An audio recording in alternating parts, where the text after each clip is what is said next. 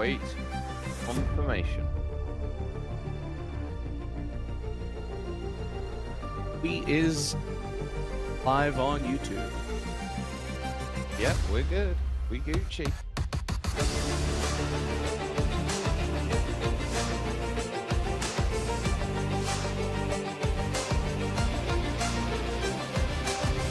I'd throw it to me like you would any show, Jacob. I've done a couple of NASCAR races, so I understand this. Cool. It's kind of what I figured. You're willing to hop in, that you know enough. Yeah. Who are you supposed to be with today? Caleb. Oh, ridiculous, right? Fire him. It's first grade. Can't even do the job. Yeah, well, you know. Things happen. They do. They do.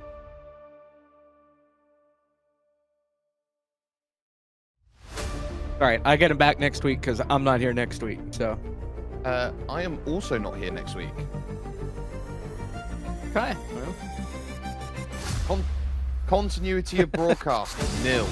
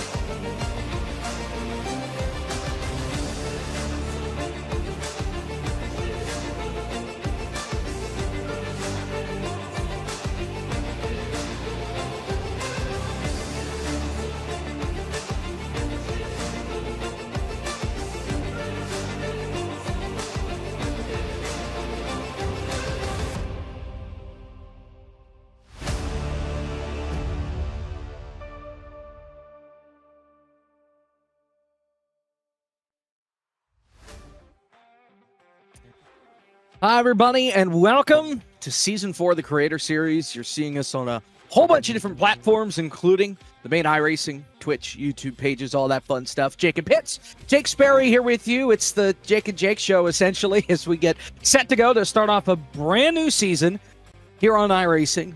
We're bringing the next-gen cars out, and essentially the pitch was, hey, we need somebody that needs to know something about NASCAR. Well, here we are. Better late than never. As we get set to go for Season 4. It's quite a wild schedule here, Jake, as we go throughout the season. We're getting it all started tonight at Charlotte. I'd just like to point out, I don't quite know what I'm doing here. They said they wanted people who knew NASCAR, and that is not me, as far as this one all sets out. But this is going to be really fun in terms of how today is going to set. Charlotte is home for so many when it comes to NASCAR. It might not be as flashy as Daytona or Talladega. It might not be a season finale place like Homestead Miami has been. But what it does bring to the table is that collective sense of this is the perfect week for Charlotte because we got World 600 that is on the run forward with it. And the creators want to say, well, best place to start, best place to go forward for it. 133 laps. This is going to go one of two ways, quickly or painstakingly slow. And this schedule is loosely based around the schedule that the NASCAR Cup Series is going to be following throughout the next little while. If we could take a look at our schedule, obviously we are in Charlotte tonight. There are some special events along the way as we go throughout the calendar year. Nashville Super Speedway coming up in a week. Taking a trip to USA International. Nürburgring makes its way onto the schedule. We get to climb Mount Washington at some point a little later on this year. Brands Hatch is on the schedule. We get to hop across the pond to your territory, and then we have our usual suspects, tracks like North Wilkesboro, Indianapolis on the oval, wrapping things up at the end of the year come mid-August when we get to New Hampshire. And I think you get a real sense of there's every different type of race that's going to be out there and challenged out there. You get the likes of the Brickyard. That doesn't drive like anything else out there. We've got some dirt running at USA. We've got the likes of a few Roval or a few circuits out there on the road to go and challenge, like Watkins, like Sonoma. It's a case of there is a little bit of something for everyone, and every different skill that is needed in oval style running, I think, is going to really challenge these drivers. And so I think it's not just a case of one set is going to sort everything out. I think you need to be the best all-rounder out there. It's no good, so to speak, Jacob, being out there and being a Shane Van Gisbergen when you can't get it done on the ovals, but at the same point, you don't want to be mired there in the back, just unable to get anything going when it comes to the likes of some of the circuits like Watkins and Sonoma. And we may see a Shane Van Gisbergen-esque run as we work our way through the schedule. Obviously, all of these creators that we have throughout the series, not all of them necessarily cut their teeth on the ovals in these cars. We've got some that have essentially their rookie license on oval. They're going to be starting at the head of the pack tonight, so it will certainly be quite something for us to watch as we go through these next couple of weeks, but maybe they'll figure it out and learn some things from the start of the season to the end, but you'd have to imagine there are going to be some that are going to be highlighting some races on the calendar that, yeah, this is our best shot to win, like a Watkins Glen, like a Sonoma, even when we go to Road America, that last special event. Yeah, those who want to try and make something of this are going to have to learn to like it, I think. And there are certain creators who look at it and go, I don't want to learn to like it. I'll sit out and come back for Season 5. But I think as we are going to be setting ourselves up here, Jacob, I think the big key is going to be this is basically the first time everyone gets to race against each other in an oval setting. This is a chance for everyone to say, this is how I drive, this is how I do things, this is what I've got to learn, this is what I already know. So I think the big key is going to be, how do they play in the sand pit with each other for the very first time? We'll turn things over to talk with some of the drivers that we'll be seeing on the racetrack as we go throughout this evening, and that includes B-Roy, who right now sits atop the practice charts here from Charlotte, and got the shades on, ready to rock and roll as we get set for this 200-mile race tonight. How's the race car? How you feeling? Feels pretty good. Honestly, very happy that we're going to be doing next gens this year. Kind of a strong suit for me. Car feels really good. It's going to be a little tight in the back of the pack because I have a feeling that we're going to be starting back there. So it's just going to be kind of biding our time, saving our tires, and taking things one step at a time. We've got a lot of good competitors, some new, some experienced in the iRacing scene, and I'm ready to go. I'm ready to get after it. It's going to be a great season. Let's just talk about your preparation and understanding going into this, because as we all know, in the world of sim racing and the world of racing, it's Charlotte week. There's World 600 that's coming up on the horizon. So for you, in terms of getting yourself set up, getting yourself ready, getting yourself practiced, could this be, for you, as far as this calendar has gone here in Creator Series, the perfect jumping point for you? Oh, absolutely. I think no matter what chance you get to practice at Charlotte, whether you're solo running, whether you're running in a pack, whether you're doing officials, or if you're here in the Creator Series, I think whatever practice that you get, regardless, that can help you in the World 600, I think it'll 1,000% help and benefit you in the long run. Just learning different things as you go, whether it's in the back of the pack, learning how to save your tires in dirty air, because this car is very, very, what's the word, tight this year in the back of the pack. So just learning about that, or just saving your tires and not trying to overrun yourself in the front. I've done that several times and lost a lot of races over the years just from pushing too hard when I didn't need to. So in terms of tonight, yes, absolutely, this is going to be great going forward. But it's also going to be fun learning how to drive against everybody else in here. Like I said, a lot of these guys, they might not have done oval, or it's their first experience inside of oval. So it's going to be fun to see them learn. It's going to be fun to watch them get through. But importantly, it's going to be great to be the Intimidator this year and see what I can pressure them into. Is that part of what runs through your mind as we get set to run this race, that, okay, you said you're probably going to be starting in the back of the pack, and you're going to be racing around some folks that maybe aren't as attuned to this car or this racetrack? We may see the safety car, the unsafety car, come out of the racetrack a couple times early in this thing. How do you keep the race car clean? It's just, like I said before, just not overrunning your stuff. It's kind of learning what battles you can take with different people, seeing who you're around and seeing what kind of battles you can take, what you can take, how hard you can race someone, especially early doors. I'm not exactly sure how many laps we're going to be running tonight. Everybody's going to be figuring out the setup. Everybody's going to be learning how to race against each other. And as long as you can take it easy and be ready and be there at the end to capitalize on everything, that's all that matters. Save yourself early, run your race. Don't worry about everybody else, and just go for it at the end. That's all that matters. Well, I'm going to inform you, 133 laps or an hour and 45, whichever comes first. I think we're all praying for 133 laps out there in terms of how they go. So as far as it sets yourself up now, how are you looking to plan your overtakes here when it comes to Charlotte Motor Speedway? Because I think this is a circuit where maybe it can be a little bit tougher to come by, that you need it to spread out a little bit to go and give yourself that room to make it happen. Is that how you're seeing it then, heading from the back of the field moving forward? Or do you think that you've got a good game plan in mind for it? I think I've got a good game plan. I think there's two schools of thought when you're making a pass. It's whether you get a run or whether you're waiting for a mistake. And there's plenty of, I don't want to spoil too much about it because I don't know which drivers are listening or whatnot, but there's definitely opportunities on different lines that you can use to pass. But the big thing is going to be finding clean air anywhere. It doesn't matter if you're in the middle of the pack, in the back of the pack, or at the front. Clean air is king with these cars. So if you can't find any clean air, you better be saving your tires, because if not, I'm coming. All right, B-Roy, a lot to look forward to tonight. We'll see you out on the racetrack. Best of luck, and maybe we'll be chatting with you at the end of this deal. Absolutely, guys. Enjoy the show. B-Roy likely going to be starting toward the back of the grid this evening. We'll chat with another driver right now, Encephalosis, getting set to go here from Charlotte Motor Speedway. And I'll start out the same way I did with B-Roy. How's the car? How you feeling? Are you ready to go?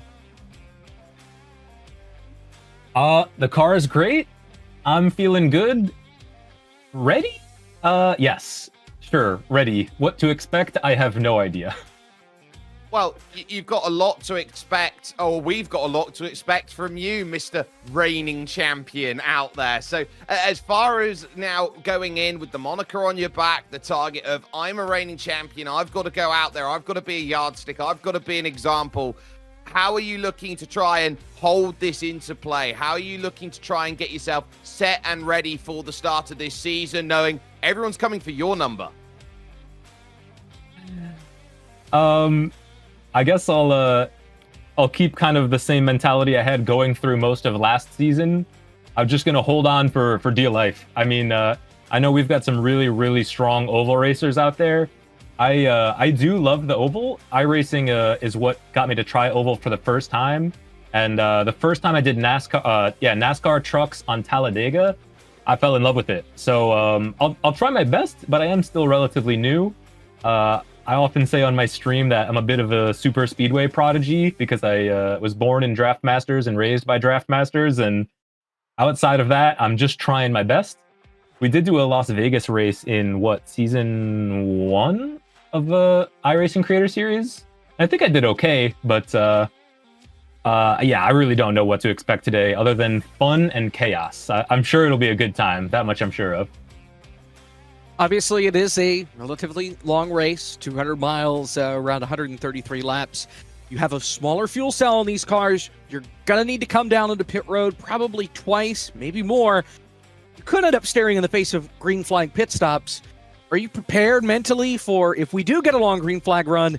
Oh, shoot, I'm going to have to figure out how to get down to pit road to slow it down in time. Yes, I did practice it a few times, thankfully. Again, like I said, I'm relatively new, so I did have to watch like a little bit of a track guide just to kind of see. But they told me to start braking as early as when you see the kind of the final Charlotte with the American flag.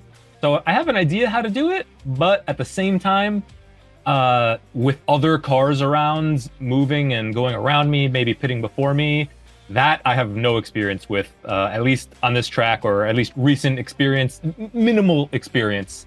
So honestly, I'm hoping I can knock some of the pits out under caution, because I feel like, again, that'll be chaos out there, but hopefully my little bit of practice will be good. I'm confident in my ability to get in there, but again, the other cars and making my intentions known without getting kind of bump drafted past the pit box or something, that much I am a little bit of afraid for. And as far as it goes, 24 degrees of banking often makes this one very close, very congested, very high speed. Are you worried about this one getting pretty much a case of a knife fight in a phone booth early on? Yeah, honestly, I'm ready and excited for that. Again, I would kind of threw myself into the fire starting with trucks on Talladega, and that was what kind of blew my mind. You know, I knew we'd be going fast and turning left. I did not realize we would be doing that in the proximity we were doing that, bumping up and 2 cars and sometimes 3 cars wide. So I'm ready. If we got to go bumper to bumper 2 wide for a few laps, I'm actually excited for that, because I feel like I'll be able to just kind of fit in with the flow of things. But if we're still tightly packed again around the pit time, I'll be absolutely terrified, because I don't know. I don't know how to do that. All right, Encephalosis, best of luck tonight, and maybe you'll be another guy that we're talking to at the end of this season. Go get him. Hey, thank you very much, guys. Pleasure talking to you. There'll be another one out onto the racetrack. We do have one more driver to talk to before we get things rocking and rolling from Charlotte Motor Speedway. That is Ryan L83, who joins the program, and we'll do the same way we did for the last 2. How's the race car? How you feeling as we get set to go here from Charlotte? Hello, gents. Yeah, all good. New experience for me. Not really drive the NASCAR as much, so... And it is late in the UK, so it's going to be a big challenge, but looking forward to the season. Would you say that survival is the main goal of the game, Ryan, like your beloved Nottingham Forest? Absolutely. But I've got a bigger challenge this season, is to be ahead of Josh and Reska, who are, I also believe, are UK drivers this evening, or in the championship, so be #1 European drivers, the main goal this season. Are you perhaps one of those drivers that, okay, you can get by with the ovals, but you're really licking your chops for when we get to some of those road courses later on the line this season? Yeah, I mean, in terms of oval racing, I only do, or I've done IndyCar, not really done any, like, NASCAR series on iRacing, but the roadside I do feel more comfortable, as I am mainly a prototype driver on the iRacing side, so Yeah, it'll be interesting. I think the NASCAR, like the oval side of things, is going to be a little bit of a learn as I go along in the season, but the road side I should feel a bit confident, hopefully. And what are you looking at here in terms of this one very quickly? Are you looking at this wanting it to go green for a long time? Or are you hoping for a race that's going to be very choppy and very tough to establish rhythm? Well, I believe I'm going to be somewhere at the back of the field, so I think for the early stages, it's just going to be just keeping it cool, not make any moves. Hopefully see the big one, which I know is a big thing in NASCAR.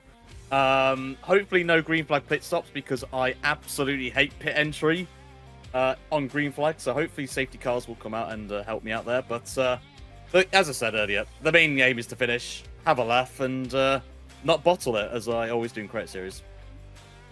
We'll see if the big one happens to come out tonight. Here from Charlotte, Ryan, best of luck, and hopefully we'll be talking to you at the end of this deal. Thank you very much, chaps. Ryan L83, as he said, he thinks he's going to be starting a little further toward the back of the pack. There is no qualifying for this series. It's all set by their iRating on the oval side of things. And for some, that means that they're going to be starting in the back. And that means some others that are a little less equipped in these race cars are going to be starting at the front. And we rock and roll with our starting grid on pole, Grand Pooh Bear lining up to the outside, multi-grid mashup. You've got Ryan L83, who we just talked to. Looks like he's going to be starting in that third spot. So starting toward the front, it's Des TV starting in fourth. Josh's Corner and Ukando starting in row number 3. That's fifth and sixth. Bunky T-Bone, Punju rounding out row number 4. And it's Solstice and Encephalosis, who we just talked to, rounding out our top 10, Jake. Yep, this is where El Zindriani will line up in 11th with the Itasha on the side and the front there from, I believe, SpyX family by the looks of things. Hula will be there in 12th position in the number 22. Storm Molina, who has got a lot of pro running in her back pocket in 13th with the motorsports enthusiast. Then in 24th, Ohio State fans, you can have a smile about that now. You then have Lithium Fox representing the VTubers in 15th, as Greedy Me will be going from the outside of row 8. Row 9, we'll see Sia Races in that 17th with B-Roy, who we had a chance to talk to earlier on row number 9. Your 20 rounded out by a former college driver in Auburn, Kyle, and Steel Horse Live. Steel Horse probably going to be one of the favorites in these cars tonight. Reska Kioso lining up in 21st, going to the outside in that 87. The Canadian will start 22nd.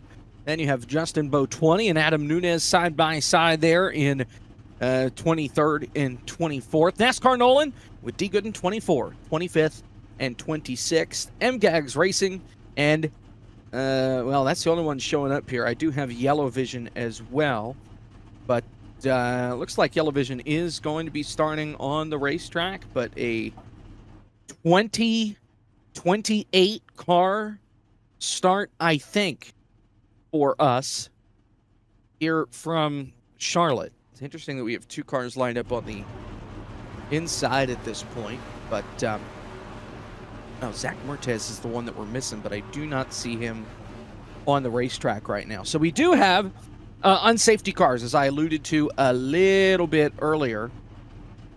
Essentially, the pace car that you see at the front of the field, you're not going to see it the rest of the night outside of being parked at the end of pit road.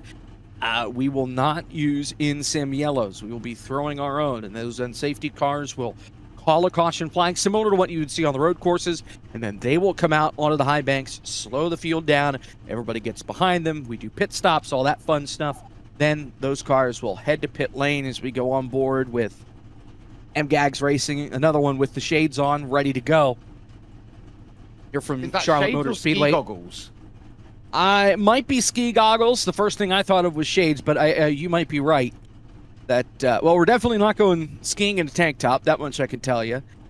It is bright, obviously, at the racetrack, starting in daylight. It is just after 6 o'clock Eastern in sim, set for Sunday, and time is not sped up at all or anything, so we will end likely somewhere between 7:30 and 8 Eastern in sim, which means we're going to be looking at a little bit of a transition on the racetrack, going from this sunset sort of feel to around dusk, not quite complete darkness around the racetrack. Yes, so that's going to mean that they are going to have to deal with lowering light later on here in this race. But one thing that they will be noting for here as they look to try and get themselves ready behind the pace car and look to get themselves ready on for action, I think they'll be looking at this, trying to establish some rhythm, but with the way that this works in Creator Series, the slower cars at the front, the quicker cars at the back, Jacob, my worry is going to be what happens when you get to the middle and you get this crunch of drivers who want to pass and drivers who are being passed. I think it's got this very, very sketchy position right now as we get ourselves set over towards the start, that this could be one where it's going to get busy at about 5 or 6 rows back. I hope it's going to stay clean and we're going to get some good running to start, and we might be able to see quite a bit of strategy take its hold with the speedrunner at the front of the field, Grand Poobah. We'll see how things roll out throughout the evening, that is for sure. You can do 2 wide here, you can do 3 wide, but it is questionable. Anything more than that, you're likely asking for trouble as we go throughout this evening here from Charlotte Motor Speedway. Pace car will head to the safety of pit lane. You can turn in the keys. We'll not need them the rest of the night. Grand Poobah leads us now to the green flag. We're racing in the Creator Series Season 4. And we have already crashed. There's a car up against the wall on the front straightaway. Adam Nunez is facing the wrong way as the field works its way through 1 and 2. Everybody else is up to speed as they hit the backstretch for the first time. He did it all on his own. He just lit up the rear tyres, trying to put the foot down hard to the floor, and that has created the drama then off the start of this race that we were worried that we were going to see. But critically out at 4, the drive is going to be important, as currently Ryan L83 sets up stall at the front, 3 wide for second, in the wall up high, it's Des. Yeah, that got sketchy coming through the kink, but they made it work. It was multi-grid mashup there that got sort of stuck in the middle, 3 wide. Not necessarily where you want to be as you're working your way down the front straightaway, as you ride on board with him heading down into the corner. We'll take that outside line side by side just ahead of him with Grand Poobah, the pole sitter, and Ukando. We've made it clean now, 2 laps with Ryan L83 out in front of the pack. 2 laps, that's a new record, and they'll be very happy about it with the way that they are trying to set themselves into play. Now you're going to watch that very important blue apron line be the key. You don't want to dip any tires underneath it. You're prone to spinning if you do. Single file, it has now worked itself through the top 6, still busy about out there with the likes of Ancephalosys and the motorsports enthusiast who is there in play. Funky T-Bone is there in play down low as well, and this is what we call rush hour right now in North Carolina. It is a gaggle, like you're out on 77 or 85 as they work their way off of the corner. It's not quite complete bumper-to-bumper traffic jam, but it is darn near close as Ancephalosys and Funky T-Bone right now, sort of the cork in the bottle, side by side in front of these guys. There is nowhere else for these guys behind him to go. The track's just not wide enough to get around him, and they're forced to be patient. Once one is able to get by, that should hopefully release some of the backlog here as these faster cars try and work their way to the front. Almost contact into one. Oh, we take a look then from B-Roy's perspective as he is trying to absolutely... Whoa, there we go! One in the side. Big contact there as he goes through. Massive hit with Steel Horse Live caught out. It was Ancephalosys on the 3 wide that goes on through. We stay green for the moment, but that was a huge accident then that set themselves into play, and ultimately it was a case of pinching too high. The motorsports enthusiast was up on the top side and there wasn't much room to go. B-Roy, Ancephalosys, and Steel Horse Live involved in a 3-car crash. We do stay green. Looks like B-Roy just kind of gets hooked there off the corner. Ancephalosys coming down. May have bounced off of the car to the outside that just missed this crash. That was the motorsports enthusiast in the 24 that is able to get away. Everybody is still rolling. We're still under green, 6 laps now complete, and we did have a little bit of a battle for the lead at that point with Ryan L83 and It's Des TV. At this point, Ryan staying out in front of the pack for now. They work their way down the back straightaway. Now, you look at Encephalosis involved in that crash, 19 seconds behind the lead pack, where really he was only about 3 or 4 seconds behind before the crash. Yeah, and they've got to be alert to this because you can lose the time as we go on board with Des here in second position and the focus that is there. Because if you do find yourself down, you get caught up in a spin, Jacob, you can lose that time out there and say, right, that's where the troubles can certainly set themselves into play. You note, though, that Creator Series is all about the content. And so if you do get a safety car period, you think normally you only get one lucky dog. It is an infinite lucky dog here. Everyone gets back to the lead lap if they're caught out in a big one. Steelhorse is going to be one of those drivers who takes advantage of that. He has brought the 69 machine onto pit road for service. He is down and away, 4 tires for that 69. You do have a nice little battle here side by side. That is for the 3rd spot with Okando and Grand Pooh Bear. You look a little further back. The motorsports enthusiast again has some traffic behind him. Justin Bow 20, Punju, and you look a little further back. Multi-grid mashup is in a battle for the time being. 3D Me also in that mix is Lithium Fox, it looks like, in that 47, hanging tough on the outside. Tag, and just around Lithium Fox, multi-grid mashup, massive smash in for Greedy Me as they get demoted down the field on the smash up down to the bottom. The two of them having a big old run out there. Safety car is going to be deployed out there, so that will put us into an unsafety car period. That is a big old hit there between the 3, and ultimately that one dashes itself down over towards the bottom. That is not a nice instant. That is what happens when energy disperses. It creates nasty strong wrecks here. Greedy Me, that car is destroyed. We did have another spin on the front straightaway. Not everybody figured out that the caution was out, and Dales Jr. in the 09 tried to split the middle 4 wide with traffic and got turned. Here it is off of the corner. No idea that the caution is out, and she comes right through the middle and gets turned. Spins it through the grass. That was already after the caution flag came out. Yeah, and that's because we're not throwing iRacing mandatory cautions. They will have to get their radios on and listening to what race control has to say. And so as far as that is said, it now does slow the field back down, and they will be driving around with the unsafety car, which it's actually quite nice for today because we like this old school feel, and we say that NASCAR has got its roots out there in terms of what we see in Americana. So why don't we get an Audi prototype into play that won at Le Mans? Or as we called it before we got on the air, tractor. Got it out there, yes, ready to go. So the unsafety car is rolling here on the front straightaway. Ryan L83 is the race leader. That is behind the pace car. We have had 1 or 2 come onto pit road. Lithium Fox has made a pit stop here under this caution. Multi-grid mashup was just on the pit lane after the crash. Yellow Vision is going to bring a couple more down here as the pits are open for everybody. It looks like the back half of the field is going to be pitting. D. Gooden and company all coming down onto pit road as we're under our first safety car of the event. 13, make it 12 laps complete. Still a long way to go. A very long way to go, and the drivers who get themselves caught up in incidents, they have 4 fast repairs available to them today, which means effectively they've brought 5 cars in the trailer. You get through 5 cars, Jacob, and you still break all of them. That's it. You can write your day off after that, but hopefully that will give a chance for everyone to still go out there and make it work in the Fizzy Pop 200.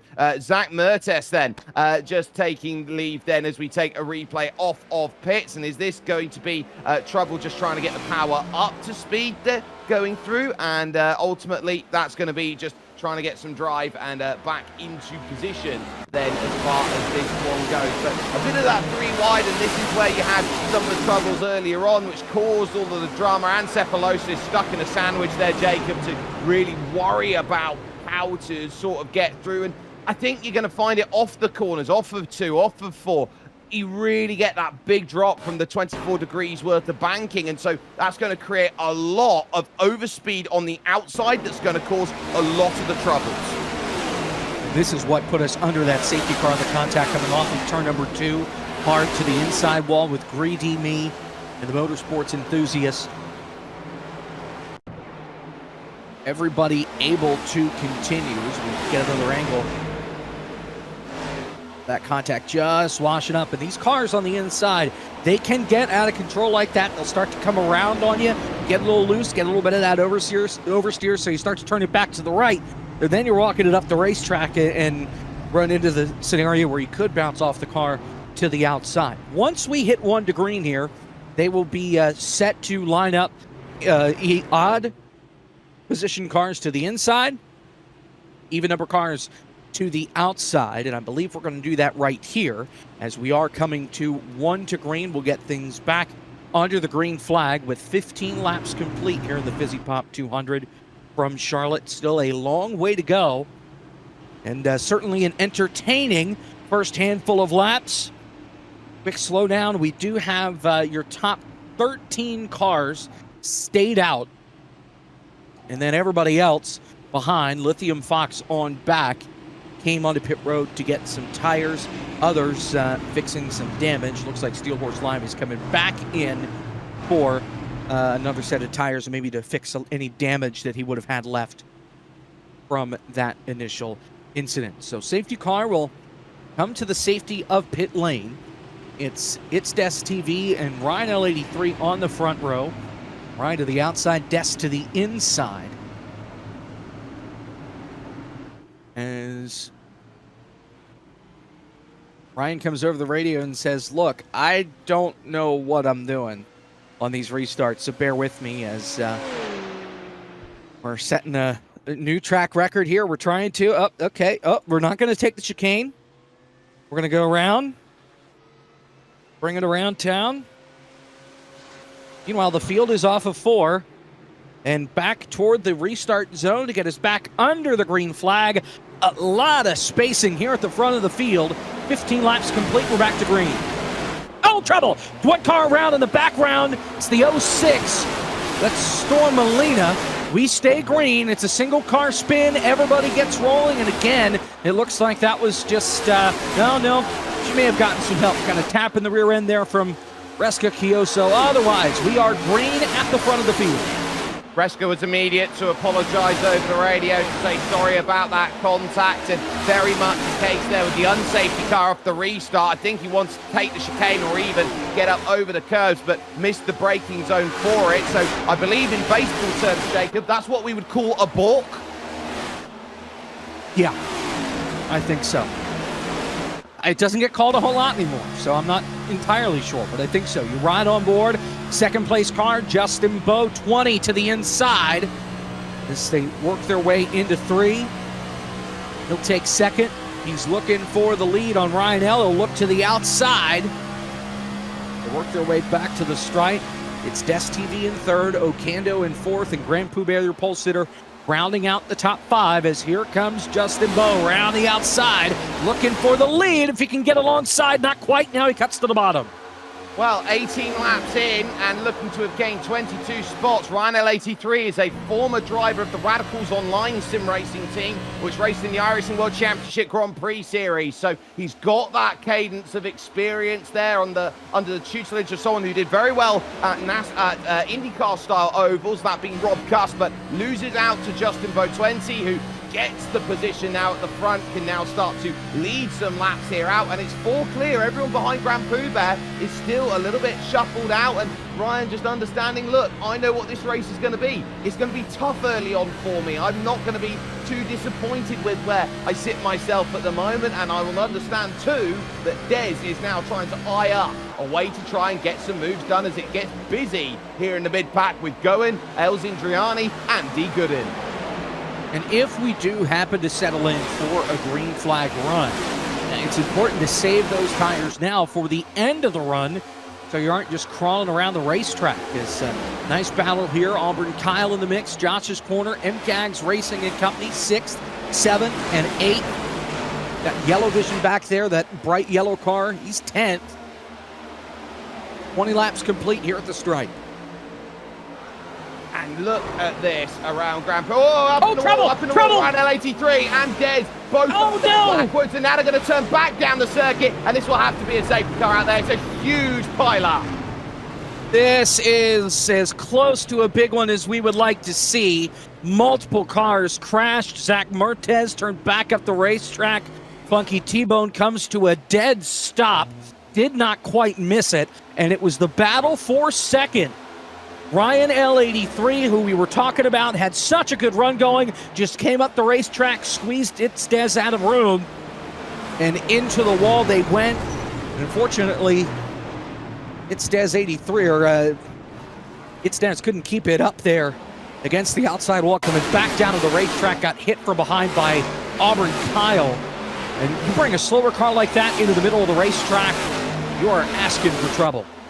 I turn left. Good luck, everybody, I guess was the end result of that one after the contact up in the wall. So, it's just the case of running to the outside, not expecting the run, I think, was Ryan, and there was overlap. And I turn left. Good luck, everyone. And then it creates a smoke screen through the middle. I'm sure everyone will look at that and go, look, if you're going to have an incident like that, just try and hold it up on the high side wall, get out of the corner, then wait for the pack to go through to drop that down in. Take a look from the onboard perspective right now of just how quickly you can run into trouble here at Charlotte. You can see he picks up a really nice run, gets it well through the tri-oval, and now says, look, can I get there? No is the answer. I almost wonder maybe got a little scared of the outside wall and turned down a little bit. Just as Ryan really started to set to turn into the corner, kind of turns right and then turns back to the left, and unfortunately they kind of meet in the middle, and that sparks the contact to bring out our second safety car or unsafety car of the evening. Justin Bowe is your race leader. We did have more cars come onto pit road under this most recent slowdown. Justin Bowe 20 is still your race leader. Ukando is second, Grant Kuber is third, Josh's Corner is fourth, and Sear Races, she is fifth. What I look at here at this moment in time, Jacob, and I think this is going to be quite telling as far as this race goes, I don't think being at the front of this field is going to win you this one. Not right now. I think this is setting itself up for the kind of race where if you're right now somewhere in the low to mid-teens in this race, I think you're doing exactly the right thing. You're trying to stay quiet. You're trying to keep yourself away from any real understanding at the front, because there's too many cars, I think, for everyone to go and understand what everyone's doing. If you're going to do something sneaky, you can't do it from the front of the field. Everyone will notice you. I think this race sets itself up for someone is going to set themselves up from the mid-pack to either get a big run or they'll do something very unexpected on strategy. Right on board here with Adam Nunez, trying to get caught back up with the rest of the field.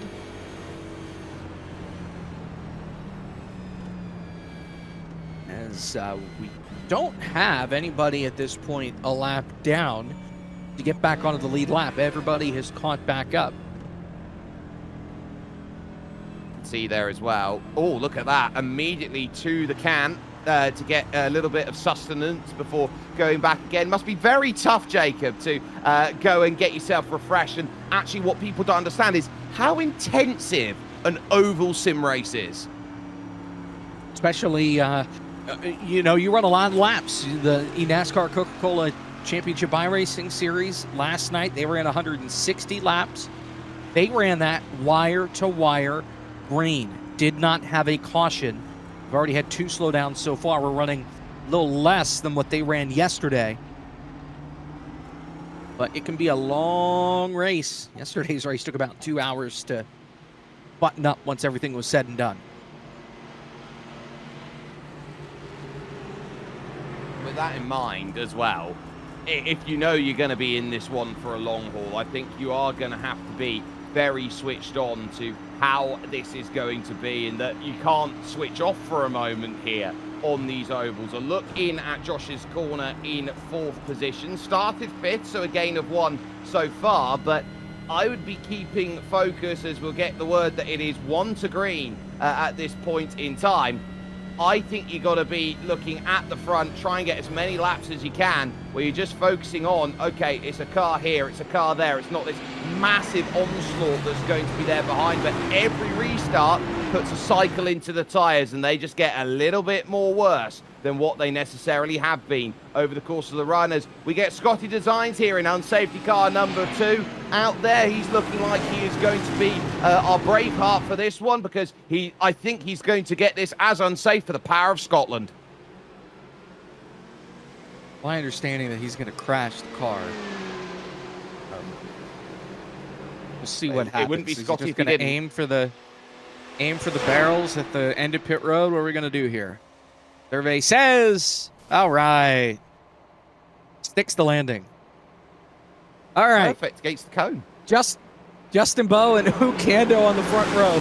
Top 5 cars plus Dales Jr. all did not pit. So we have some on older tires, some on fresher tires, then some on the freshest tires, as we are back to green on lap 27 of 133.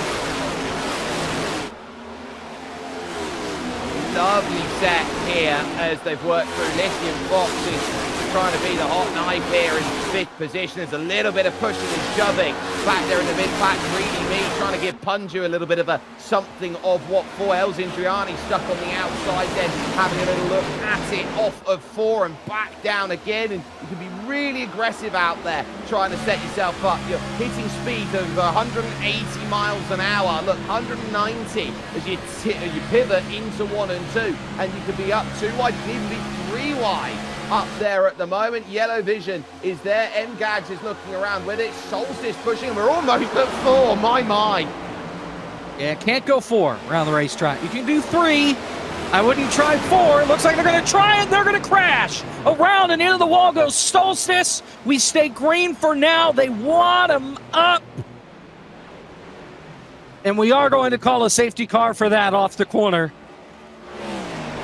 We are. That is a safety car, and it has been called by Scotty Design. So Greedy Me around and Solstice there, just basically getting tipped in through 3 and 4. Had to run around and gets caught basically in no man's land is Greedy Me, and that's the key that you've got in. You've got to be so clever with how you try and work through. They look to attempt to go 4. Yellow Vision was good on the bottom, riding the middle and nowhere to go. This is Solstice's view of it. Basically just got left with nowhere to go with the tag on the outside, and the dog print there is just going to say, well, you're going to end up having a couple mucky paws after that one.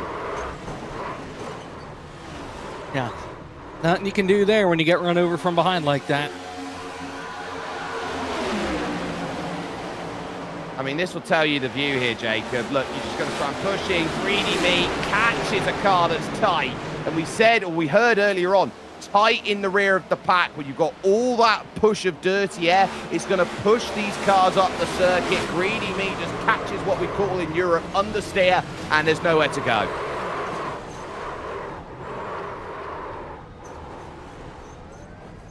What a mess. Third safety car or unsafety car of the race. Your 30 laps now complete. Both staying out in front of the pack. No big changes as far as drivers coming onto pit road or not. So Greedy Me, the only car lap down, and just took his lap back there on the apron. So circle back around and get out in front of the field. Hopefully get some green flag racing in here. We can hope, can't we? And in the sense of what you look at here, they understand that this is about giving yourself option here. With 31 in of 133, they've got 80% of a fuel tank to go and work with. Every time they go under this unsafety car period, it's a chance to save that fuel. Now, they're not going to be able to go 100 laps on an 80% fuel tank. That much we do know. But what they are looking at is siphoning off from a 2-stop strategy, maybe going to a 1-stop strategy if the tyres will allow them to do so.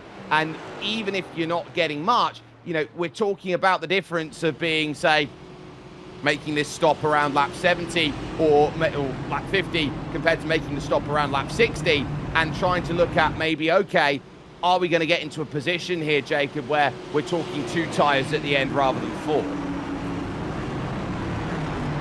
All right, doubling up here as we get set for another restart.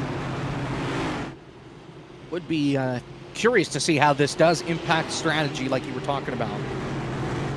As we work our way through the Fizzy Pop 200 here from Charlotte. Getting ready to go back to green, Jacob Pitts and Jake Sperry with you. Jake and Jake Show once again as we get set for the start, or we're already underway, the start of Season 4 of the Creator Series here on iRacing and all of our platforms throughout this evening.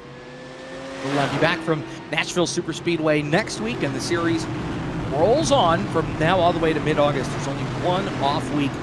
That is right at the start of August. We got a little bit of a summer break and then right back to it to wrap up the season.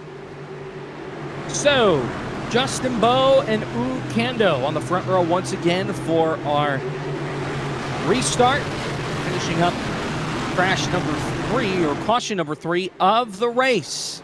And they are back up through the gears. We are back to racing here from Charlotte.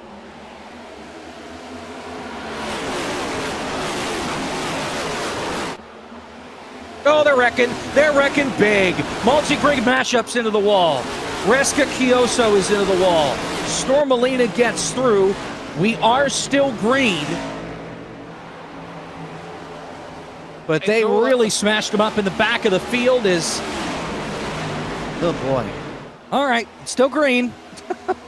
It's the quintessential pinball there. Adam Nunez was the catalyst then on the in the middle, basically just tipped his nose in, and everyone else just went scatter as far as it went. Happened near the back, so they'll stay green. There's also the issue of the fact that the unsafety cars have both wrecked themselves in quick succession, so there isn't actually an unsafety car to chuck back out there, Jacob, at the moment, so that might be another indication of why we're staying green. Stop wrecking. We're out of unsafety cars to go and work with at this point. Steelhorse Live making good progress there, gets by Sears Races, and that is going to be one to move on up into 6th position. Eyes on Yellow Vision as the next pass to get through. That would be for top 5. If Grant Bouvet has anything to say about this, could be for top 4. And he is one that is expected to be very strong in these cars as we go throughout this season. Maybe not as much on the road courses, but look for track crash. Hard a car in the wall. It's Punju. Got turned into the outside wall off of 4. Up against the outside wall in the dog leg. We do stay green for now as he cut across the nose of encephalosis. Part of the outside, didn't know it, and smashed him up. We do stay green, though. Why you should listen to your spotter. They'll say car left, car right, and it's so important when you hear car right on an oval because you don't expect it. That's the hit that goes through. You're in the middle, 3 wide, and Punju finds out he's in the wall, outside, and he's going to drop a lot of time and position. Very happy chappy. The Otters is out there, but he is just eating this field up a little bit, and we're getting a lot closer to this single file style running out there, and I think that's going to be helpful to a lot of drivers to establish rhythm and connection here as Goen has got an almighty run, tries to run up the circuit. Josh's corner ultimately gets pushed out of line, and Ryan L83 then has the option to say, look, I'll come back down low. We're going to start beating and banging about here. All over each other, but Goen on those pressure tires, able to let it rip. On the outside, we'll pass them both, and we'll get away. And now more trouble to the inside wall. It's Des TV, another one in it, Motorsports Enthusiast again. Both of them have been involved in accidents already tonight. It happens again there, as I'm not sure what quite happened to that 21. Almost like a little loose there off the outside. Just came down the racetrack and hard into the inside wall. That engine is cooked for the 21. Likely done. I don't think this was getting loose here, Jacob. I think this was a lack of spatial awareness, and the Motorsports Enthusiast called it out. Tried to move to get the run there on Josh's corner, completely forgot there was a car on his inside. Turning into a scrapyard here from Charlotte Motor Speedway, the world's largest junkyard right here. Race control have just said that their eyes were shut. They didn't see it. Okay. That's good. We just almost had a pass in the grass, and now we have a spin. Encephalosis is around. He clipped the grass or the turf down in turn on the front straightaway, and then just flat out lost it. Right here, no contact, just round he goes. There's a oh, I thought he kept it off the wall, just kind of brushed up against the inside wall, and is able to keep on running. A little bit of damage to the left side of that car. Hope it didn't break any key suspension parts in there. Dare I say it there, Jacob, for encephalosis, did he just get the air taken off of him with 3 cars running straight up behind at a rate of knots? It's so easily done when you think you're feathering the throttle. Even the tiniest amount of air taken off you behind. We talk about draft being important from behind. We don't often talk about it for what it does to the car in front as Kando is there with Yellow Vision now working here. This is the group 2nd, 3rd, 4th and 5th with Lithium Fox and Steel Horse Live. They're going to have to start making some work here. Justin Bowe, 1.3 down the road. And you have to remember that all of these cars behind Kando are on fresher tires. Yellow Vision last on pit road 20 laps ago. Same with Steel Horse. Lithium Fox, it's been 31 laps. Here comes Steel Horse to the inside for that 4th position.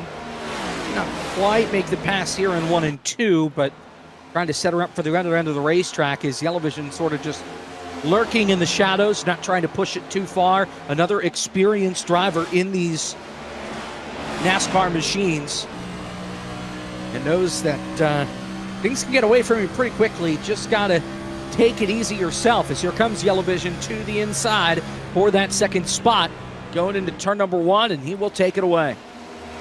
Yeah, that's comfy down the inside of 1, and I think you're going to get this understanding of they might have to work a little bit together right now. Kando having a little look over to the inside at 3, but a let's better of it, just taking that secondary groove out there at the moment in the Mustang. The yellow Chevrolet basically bumblebeeing its way around right now in 2nd position. And I like it. We got all 3 manufacturers represented as Hula now forces it to 3 wide out there with Josh's corner, with the likes of Zach Mertes, who's making good progress. MGAG's Racing, they're also forcing the 2 wide. And Auburn Kyle has just got a view to all of this right now. And I'd say this is not an iron bowl out there at the moment, Jacob. I think this is more of a scrap iron bowl.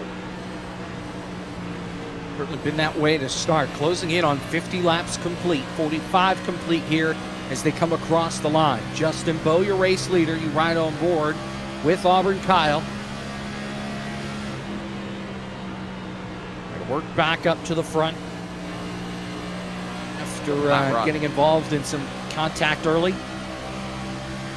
Got 1, he's got 2. MGAG's Racing, I think, is going to get the whole lot here in towards 3. That is a mega run with Zach Mertes, and is now getting chippy behind as well as they go to 2 and 2. Inside plays the game well as Hula then and also Dez get themselves the clearance that they need, but MGAG has really got a turn of cadence right now going through the mid-pack.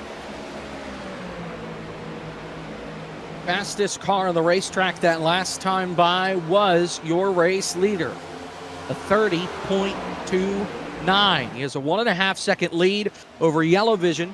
Lithium Fox and Steel Horse Live have both passed Kando, and here comes Steel Horse looking for 3rd as they work their way back into turn number 1. There you see your race leader well out in front. Steel Horse will make the pass here off the corner, take over that 3rd spot, chopping the nose. There wasn't much clearance. There was just about enough of it. So Lithium trouble! Fox, Car around. there is trouble. It's Dez again. Off of turn 2.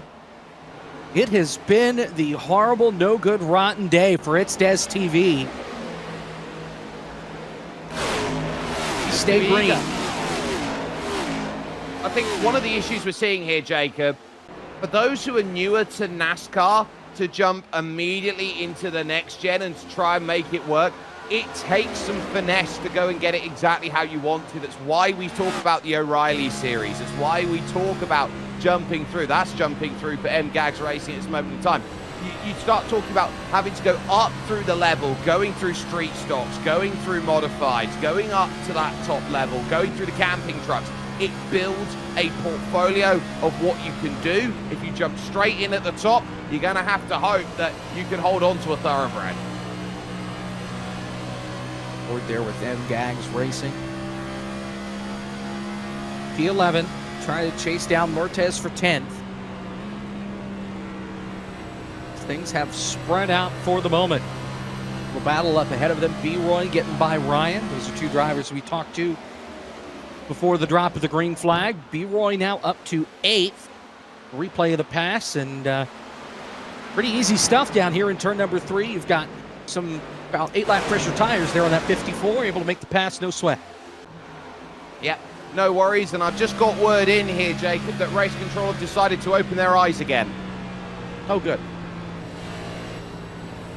Oh, look at MGAGs really trying to push a lane out there. Ryan L83 really struggling to get any rotation through the middle of the corner, just having to wait and wait and wait. And then there's the clearance, how you manage the tires, how you're able to get a car to work. Look at MGAGs, can run the bottom, can run the top, can run anywhere. Not everybody in this field has the luxury of being able to get the car to do whatever they want it to do. Some of that is just the perks of fresher tires. You look at MGAGs last on pit road 30 laps ago. For somebody like Ryan, similar story, but it may just be a difference of knowing how to save your tires versus abusing your tires here on this longer green flag run. Maybe the situation we're running into here. We're starting to see who can really take care of their equipment and who's maybe pushing it a little too hard on this run, as we've gone about 20 to 25 laps now without seeing any of the Audis on the racetrack. As we do have cars pitting, Ukando is on pit road. This is a scheduled green flag pit stop.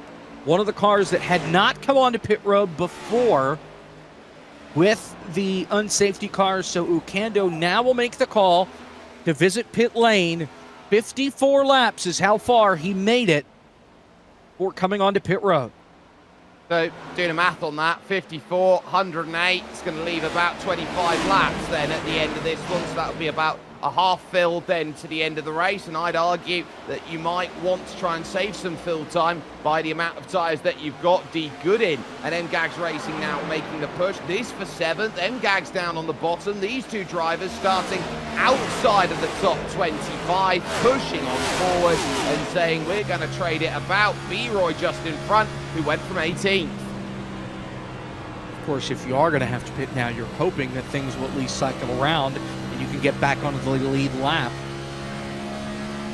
But you would at least be able to get your lap back if the field were to end up slowing things down once again. Battle continues to work its way through turns 1 and 2. And I guess as well, one of the things that we can talk about with green flag stops is the amount of overspeed drivers are going to have on fresh tyres compared to old and used rubber out there. And that could be the difference of well over a second and a half a lap that you can see in various elements as Auburn Kyle works to try and move himself up into 9th place over Zach Mertes. And so if you've got that difference and you're putting that difference of tyre offset lap after lap as Josh's corner now makes the call down into the lane, what are you going to do when you go Kyle? Man, your race leader about got run over trying to get onto pit road. He came over the radio, said he was pitting, and Encephalosis just about ran up the back of him coming off of turn number 4. Your race leader actually bounced it off the outside pit wall coming onto pit lane. There's the replay. There's the shunt to the safer barrier there. Doesn't look like too much damage, but he has a black flag. Speeding on pit road for driver number 81, and he's going to have 40 seconds to sit in the box and think about what he's done. And that might just derail the race for the driver of the 81, and perhaps a little hot coming onto pit road because he was looking in the rearview mirror trying not to get run over.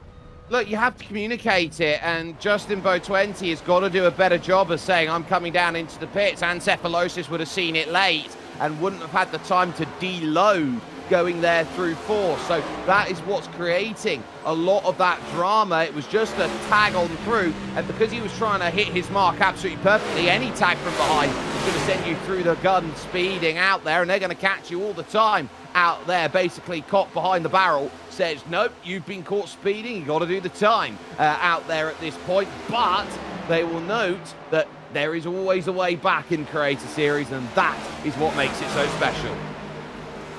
Yellow Vision currently a race leader, out in front by 2.2 seconds over Steel Horse in second. Going is third. Lithium Fox fourth. B-Roy is fifth. Only one car has not come onto pit road to this point. It is Sear Races in 15th, the 23, and I would imagine we're going to see her on pit road here shortly, as you're going to be about on empty without making a stop here. Pretty in fact, she's coming to pit road this time. It's pretty impressive, though, if you want to put it like that, though, Jacob, because that is 61 laps, or 60 laps on the stint. Of course, was helped with a number of safety cars or cautions that came out, but ultimately, you get it 60, you'd be arguing, I want 50 to 55 on the next run as we go on board with Solstice here as we work into the middle of this race now, and this is what we would probably argue about and say, this is the meat and potatoes. That's close. Somebody's around off of 2, down to the inside, and it's Encephalosis again. Got loose again in turn 2 and made himself his own little chicane down the back, and actually did hit that inside wall again. And I'm not quite sure if there's a bump here at this point in the racetrack, Jake, because it is the same spot where he got loose the last time, and it just slowly comes around on him. Does a great job keeping it pointed in the right direction, just cannot keep it off that inside wall. Very well done. Got it all locked up and only had so much to deal with out there, and Sears Races as well, just coming off of pit lane then and getting back up to speed and trying to navigate through. If it were a race from this point onwards, I think this becomes really fascinating in terms of who lines up, who ends up where out there at this point. But I would now be starting to wonder here, who is going to step up and say, okay, we're going to play long game, we're going to play strategy, we're going to get some good old-fashioned racing in play. MGAG's again moving. This is the lap down Storm Molina to clear right now as we go on board with Zach Mertes here in that 7th place. And everyone in this group is now starting to find that form, but that was a little tag at the wall there out of 4, and you've got to be cautious about that. One small tag doesn't mean too much, but the more you start knocking around this next gen, you're going to be affecting one very important thing if you expose a tyre, the fuel mileage out there. As Greedy Meat looks to try and move down on the bottom here in 10th position. It is getting busy. Ryan L83 is going backwards very quick as Els Indriani now looks to line up the SpyX family machine to move on through. Now, the fuel economy is not great if you start bouncing this car off the wall, and it doesn't have a lot of speed if you keep doing that as well. We saw an incident on the opening lap of the Coke Series race last night where there was an issue on the initial start. Had a couple of cars end up playing bumper cars, some significant front-end damage to some cars. They never had a caution, so they never had enough time to fix it, and that cost them around 3 to 4 tenths a lap around the racetrack with the damage on the front of these cars. So it certainly can have an impact. Yeah, just don't ask Parker White how he feels about it. Oh, yeah, he was one that was very fired up at the end of the night. It's the first time I think I've ever seen a driver upset that it went caution-free, wire to wire. Well, sometimes you win them, sometimes you lose them out there, and I think in a situation like this, you're hoping for, if you did get yourself caught up in damage, you are praying that the caution comes along, but ultimately it's in a position where it does not look that likely at this point in time. They're getting good laps down there, chunking through this race, and they still have an hour and 2 minutes to get it all sorted. Again, Ryan L83 is just suffering with a car that just does not want to drive out of corners. This is Adam Nunez, then in the number 18, that is going to get the move done. But Ryan is going to chuck it up high, hope that he can drop it down off the banking like you see in some of the European velodromes out there. But he's going to get a good run here off of 2, and he says, you know what? I've got game, and game respect game. Part of pit road, Lithium Fox, the 47. She'll come down onto pit road here from the top 5. and will make the call. This is a scheduled stop, 56 laps since she was last on pit road. Meanwhile, that's about 10 more laps than our race leader, Yellow Vision, who makes his way off of 4 here with a 3.5-second lead over Steel Horse in second, going in third. And remember, there is some damage, or was some damage to that 69 after that first incident that was not deemed a caution.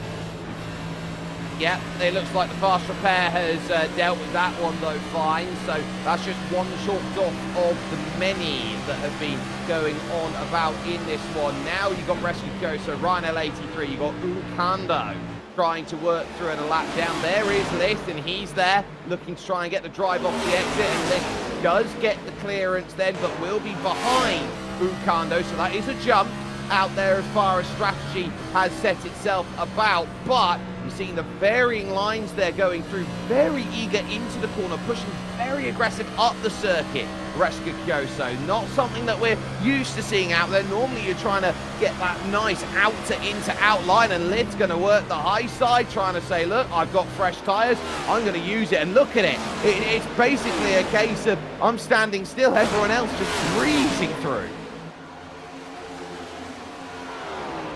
As we continue through this green flag run, we are going to run into more instances of that where we have fresh tires and not so fresh tires, and it will be very obvious who was just on pit road and who needs to still make an appearance on pit lane. You can also see how this racetrack is changing quite a bit. You still have plenty of sunshine right now in turns 1 and 2 to around the middle of the back straightaway, but as you get into turns 3 and 4, the other end of the racetrack, you encounter a lot of shade as that sun continues to set. That shade continues to linger through the front stretch and through at least turn 1. You ride on board here with going lots of sun as you work your way down the back straightaway, and that means you've got a cooler end of the racetrack and a hotter end of the racetrack, which means turns 1 and 2, they're on the slicker side of things. 3 and 4, things are a little bit cooler. Right now, track temp 87 degrees, probably a couple of degrees higher some half hour ago when we got this thing underway.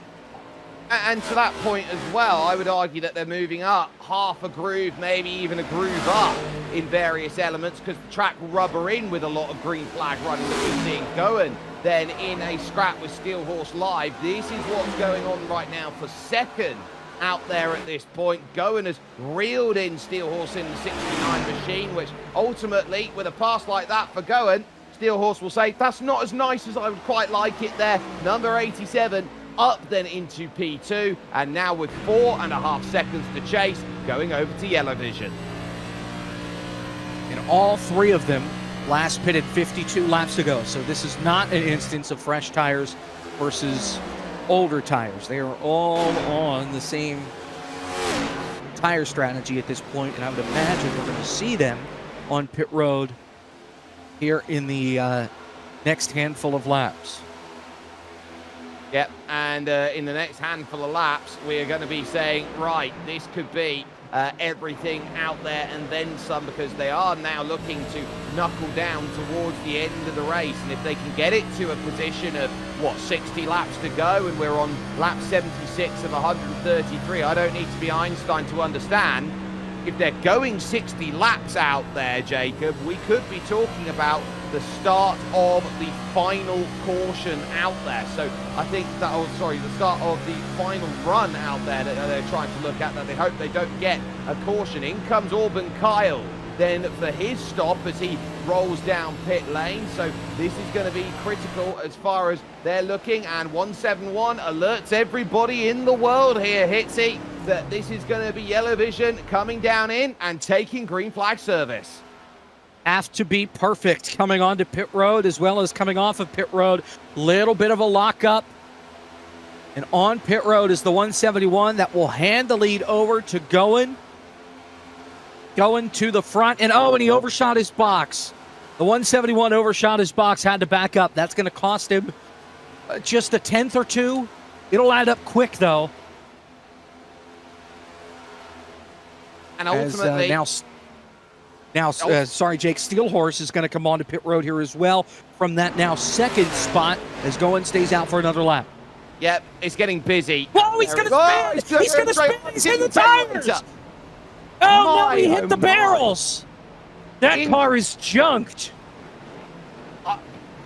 I think that's enough damage out there to the structure that they might have to throw a safety car for that one out there, quote unquote. Anything to spice this up. Steel Horse Live, we talk about it so often. You've got to get it on pit lane, and he locked it up at the last opportunity as he hit the brakes. And look at that, 3 wheels on my wagon, fast repair and back again.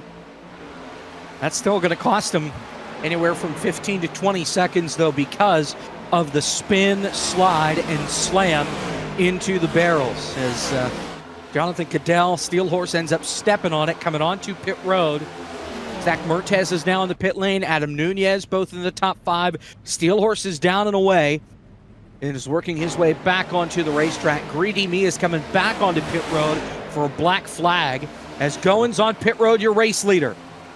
Yeah, so this will cycle B-Roy now up to the front and take a little bit of lappage then to set in play. 81 of 133 as they now look to make their marks and get their box. I'll tell you what you like. You can customize that, actually. Your box out there that says, look, I can go and see everything that is out there and working. And Yellow Vision, 6th position right now, just slowly trying to claw this back. Oh, hello, that's a lift. Yeah, well, no, that's not a lift. That's putting in the clutch. He is saving fuel. Well, you've got to try and get this one to the end. So I think this is a case of I'm trying to get this back on one stop, and I doubt I'm going to see another yellow out there is the question that I think is being posed by Yellow Vision.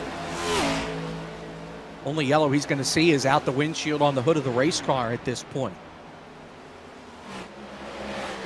So I would argue at this stage that this could be on fuel where Aaron Smith is going to be really good, Yellow Vision. I think he is looking to try and get himself then into play. I think he realizes that if this stays long game, that's going to work. It's a case of if everybody else is turning around and keeping their eyes open, this could be one where trouble can befall at the smallest opportunity. Zach Mertis here and Ukando.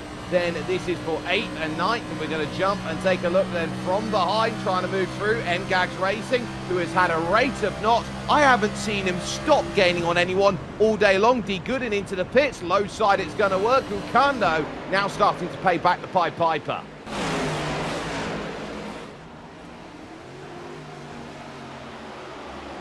B-Roy on the pit lane, your current race leader. Yellow Vision trying to chase him down. Looks like he'll do so without a problem. He has about 4-second lead or so over Lithium Fox, who is going to cycle out to be 2nd. Solstice, she has yet to come onto pit road in that 27. So Lithium Fox about 5.5 seconds back from the leader. And then there's going. Steel Horse, by the way, is going to cycle out looking like 10th after that incident coming onto pit road. That's going to sting. You go into racing action and you're on top, and then suddenly you realise you are nowhere. Eldin almost into the side there of B-Roy coming through 4, and so that's going to be a little bit awkward. Auburn Kyle is immediately following, and so that's just a case of never let anybody know how you're feeling out there. B-Roy very much has got the poker shades on there, and I think he's holding a pretty decent hand out there. I think he's got Jack 10 off.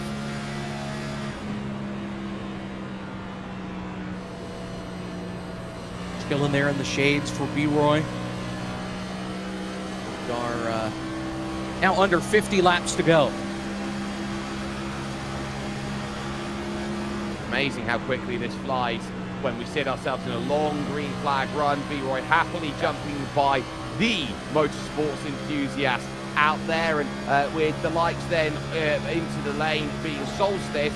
The chase is with Goen, and that gap 1.2 seconds trying to be reeled down now already, down to 9/10 at that regard. So that's going to be to 3rd and Lithium Fox to 2nd. So this is really good work here from B-Roy. This is what we'd say is a good old chase, but Goen right now up against Lift trying to run away. Lift having a little bit of help or hindrance, depending where you catch it. With Adam Nunez here, is going to need to find the clearance, and they're going to have to play ball respectively here. Low side look, Traffic plays its ball, goes up high and says, you know what, I'm going to leave yourself just enough room, but not enough to even get clearance on lap. Traffic, my oh my.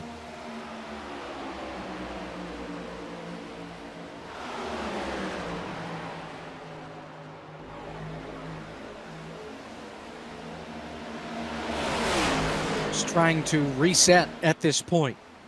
Catch your breath. With under 50 to go, Yellow Vision out in front by quite a ways. Oh, that's wall. Oh, in the wall. Yeah, that's Lithium Fox, and that's going to open up the window. We have a car facing the wrong way at pit entry. That's multi-grid mashup that went around, trying to get onto pit road. So this might just be pushing a little bit too hard here as we'll take the replay. So there's the pass first and foremost. Now you're going to try and switch back and say, okay, I want to go high side as far as this one's set. Now works for it, overdrives it in through 3, and instead of lifting out of it and driving it back down, that's a case of I'm going to keep my foot in it and hope it plays ball. And now you can't do that in real world NASCAR, but I think we turn a blind eye because we love what the Hail Melon was.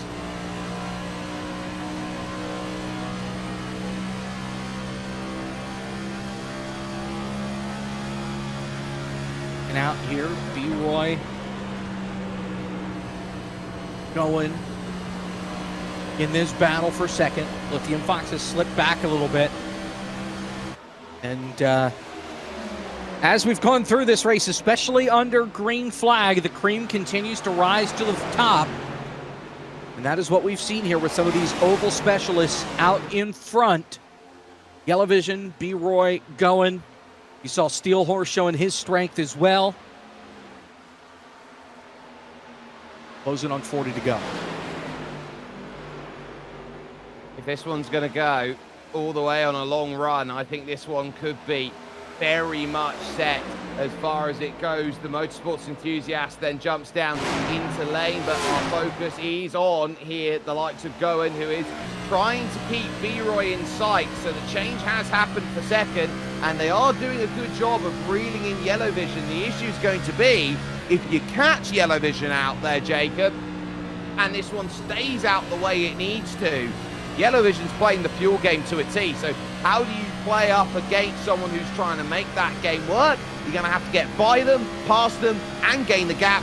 No chance that's happening right now. It's going to be very difficult for these guys because eventually your tires are going to fall off, right? And you're going to end up running the same lap times that Yellow Vision is right now.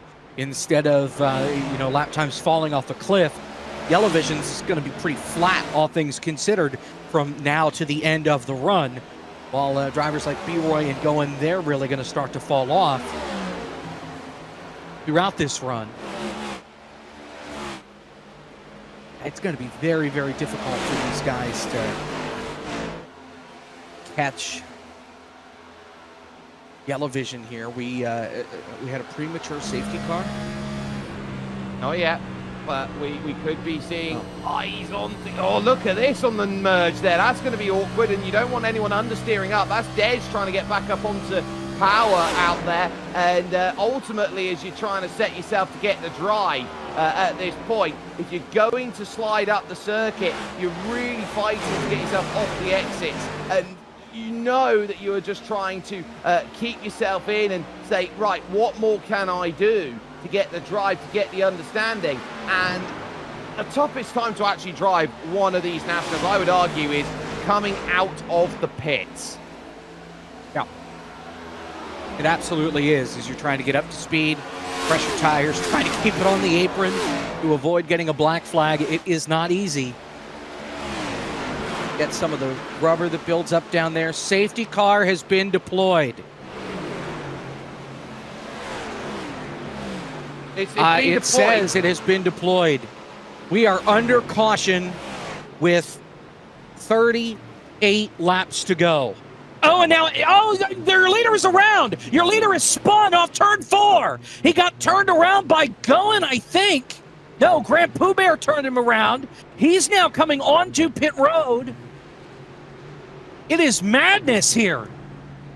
Grand Pooh Bear was trying to be really aggro, diving down into the lane. The reason why the unsafety car has been called, it's because it was an unauthorized unsafety car that's gone out. So effectively a fan has hijacked the unsafety car to go through. MGAD's Racing is now going to get a speeding penalty onto the marks.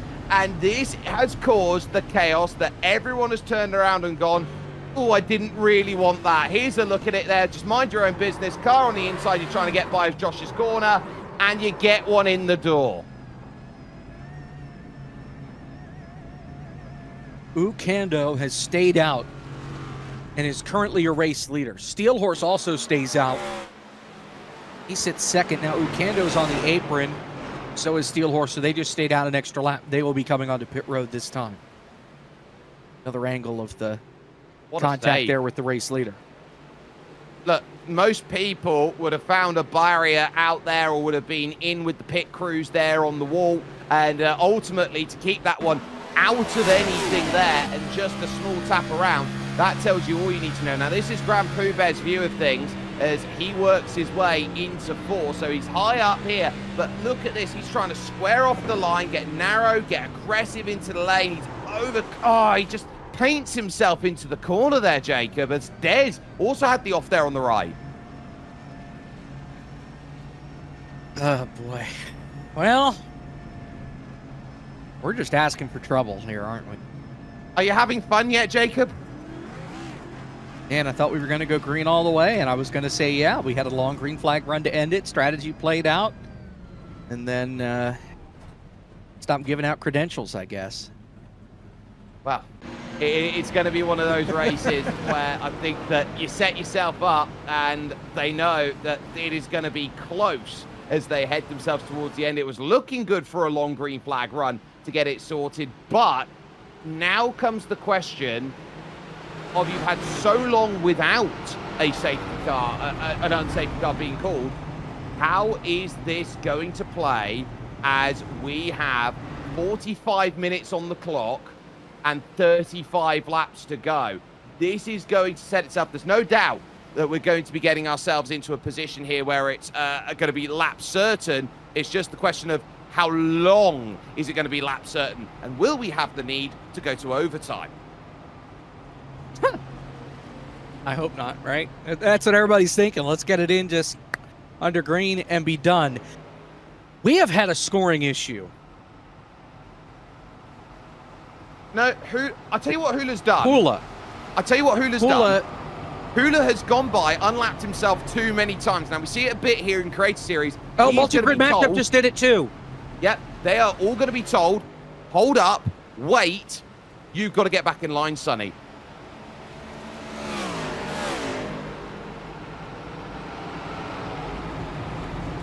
Sometimes it's the way it goes, isn't it? That you make the mistake and you're not paying attention. They're not going to be penalised for it too badly. I think the worst they'll get is an end of line.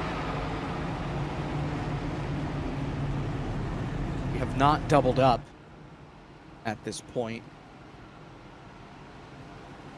And Ukando is confused as to where he needs to be. So we have a scoring nightmare on our hands at this point with closing in on 35 laps to go. In fact, I think we're there right now.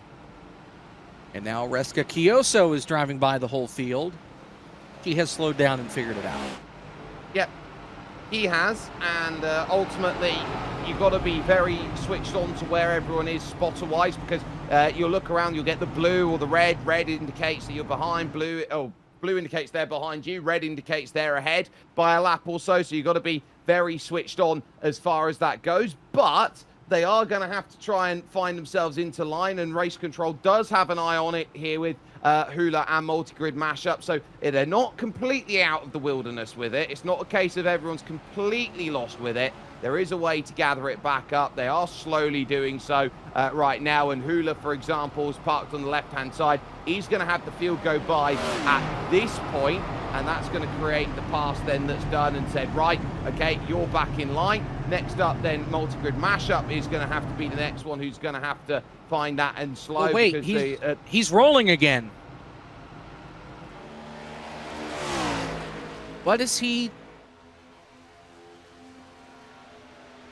Again, yeah. This is the second time now. Yeah, Park it. I think it was parked, but the issue is that race control thought they had both covered, but didn't see that multi-grid mashup was in a position, now has parked it again, and is now going to have this position to say, look, we're going to hold out. All of this will mean, I don't mind this is happening if you're Yellow Vision, if you're B-Roy, if you're Adam Nunez, because you get to save a bit more fuel.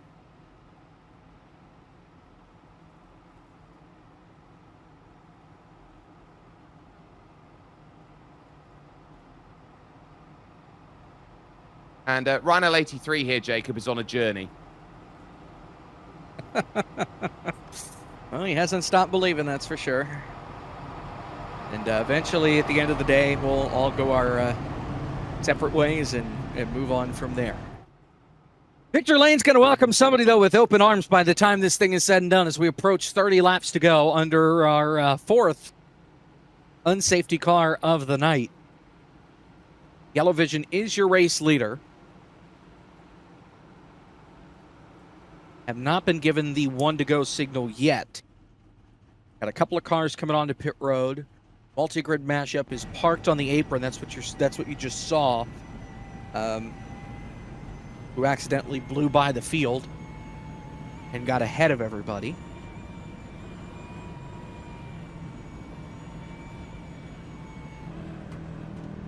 So, I would say that's going to clear on the inside. So that's now field cycle back into position as multi-grid mashup falls to the back of the line. I would probably argue we're then soon going to be at 1 to go. Lithium Fox then setting up ready in 5th position. Has sort of been in and around, knocking on the door, needs something big to go and make this happen to get the result that's necessary. Some really strong work that's been done actually as well by Lithium Fox there to get that entire setup all rigged up, all ready, and actually to have it so seamless the way it mirrors up to all the inputs there, Jacob. Amazing what the technology can do at this point in time, right? Absolutely. And when you get a look at what technology will be, it's not just a case of what the streamers are doing with technology. It's not just what the cars are doing with technology. It's what everyone is looking to combine and drive that experience and to go and get it further. And, you know, you're going to a level and saying, look, we're here to inform and to entertain. And we've had a lot of entertaining out there, as there is Els Indriani, or as she is trying to get with the moniker here today, Dales Jr. Out there trying to get her inner running out there to say, look, I'm going to get my Earnhardt on, and I'm going to get my run as we go double fire, which indicates to me 1 to green. The R1 to green will get a restart with 31 laps to go.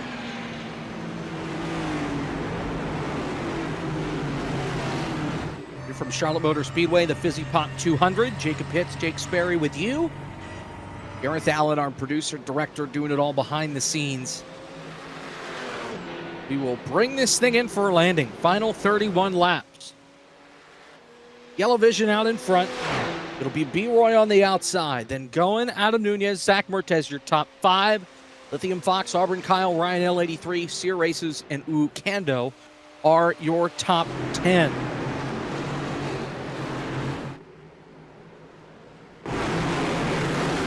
Here we go. Green flag back in the air. We're back to racing. Trouble, front straightaway. Encephalosis, oh, this is huge. Reska Kioso is in it. Dez is in it. Motorsport Enthusiast is in it. Safety car. We didn't even get to 3rd gear. No. Somebody jumped. You want to talk about a Kyle Busch restart for the NASCAR fans in the crowd? That is brutal. You watch Dez on the restart. The 21 just flying up the middle. Not legal in any form of racing. Runs into the back of one car that gets encephalosis around, and then Dez gets hooked and it's on. Well, Des has had a day that arguably out there has been battered around from pillar to post, and I think that he just, saw the lights, went for it, drove for it, and ultimately thought he could get through, completely misjudges it. That is about as, as tough of a day as you can probably set with it. And I would argue that just culminates just how rotten of a time it's been for him.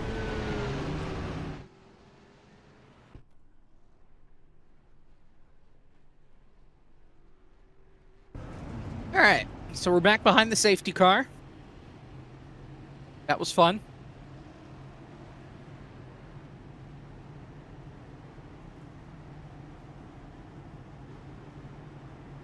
So, motorsport enthusiast who was caught up in it is going to take some time to get that down on the lane. The car is looking pretty beaten and bruised out as far as this one goes, but it is more laps. I'd expect this to be very short in terms of a run that goes through. So that's a case of Holt, Yellow Vision in control, B-Roy second, Goen third, and Adam Nunez then in fourth. Zach Mertes got the jump over Lithium Fox fifth and sixth, with Auburn Kyle seventh, and then Ryan L83. I want to give some credit here to Ryan. Started third, which would indicate gonna struggle here in this one to be only down 5 out there in what is one of your first real NASCAR style races. I'd say that's a job well done.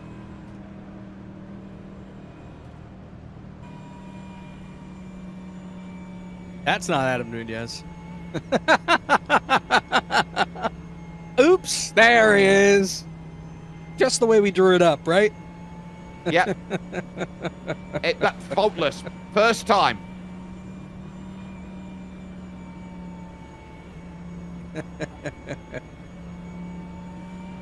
All right, well, we're going to get a restart here. Hopefully we'll get 1 to green this time by. We're waiting for the 2. 2?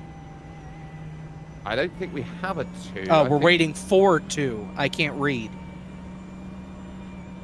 So, Encephalosis still needs to unlap. And I think Dez has parked it. Yep. That's down in the pits. So if Dez can't get back out onto run and has burnt through all of the fast repairs that are there, that's going to set things into motion. Encephalosis now has rejoined the back of the pack. So I think we're going to be sat in a position here where we can feasibly argue 1 to go is possible. But for the moment, I don't think we're there. I think we just caught it a little late. But we're going to be getting towards the witching hour quite soon at, 27, 26 laps to go. So I think you're settling down and saying, look, if you want to go and win it, you're going to have to be aggressive. But if you're too aggressive and you keep bringing out cautions, we're not going to get anywhere. You know what I mean? If we keep only getting a lap or 2 in before we start crashing again, going to make it even harder to pass without dumping somebody.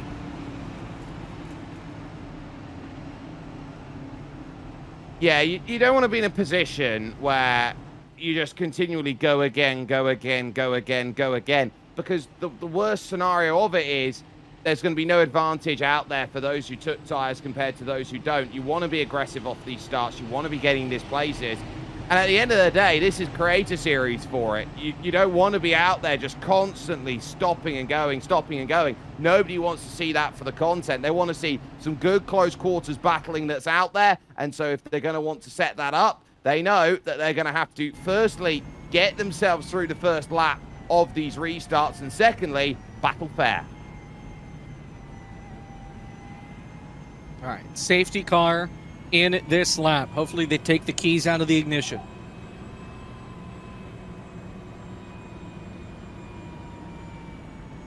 Out of goggles. Now, that's something I do know. The goggles have come off.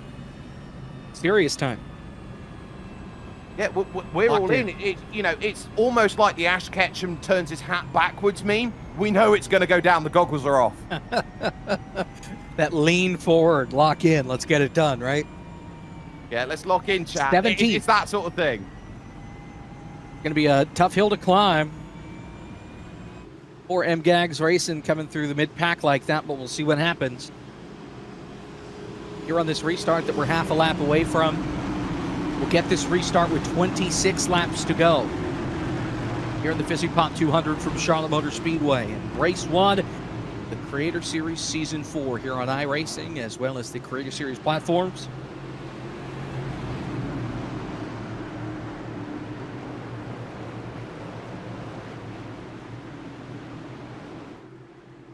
Works its way through 3. Yellow Vision and B-Roy on the front row once again, going at Adam Nunez, 3rd and 4th. Then Mertez, Lithium Fox, Auburn, Kyle, Ryan, L83, Sear Races, and Grand Pooh Bear, your top 10. Pace car in. Field to the restart zone.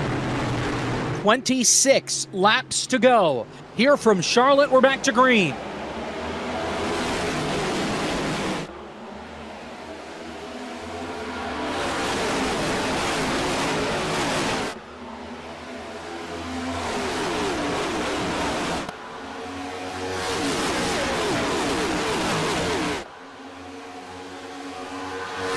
Back straight away, Yellow Vision out in front, going 2 car lengths back in second.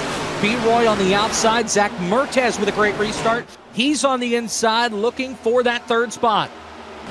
Mertes is really trying to say it, and he's on the radio here. Zach saying, go, go, go. You've got to go. You've got to move. We've got to do something out there. I'm not going to stick by and start playing games with you. We've got to start being aggressive. Gowen's going to be sitting there. 6th then is there side by side. A little bang in the wall there from 7th place there for Claire Races. So that's going to be a case of they are going to be fighting that second group. Mertes going up high side now, starting to look then for that 3rd. That's not going to work, and that's only going to invite the pressure from Lick, who tries to look down low and gets the block. Only going to get more and more aggressive here in these final 24 laps. Here from Charlotte. Roy Mertez still in the battle. You've got Lithium Fox right behind. Here comes Auburn Kyle, shot out of a cannon. Side by side with Adam Nunez for that 6th position.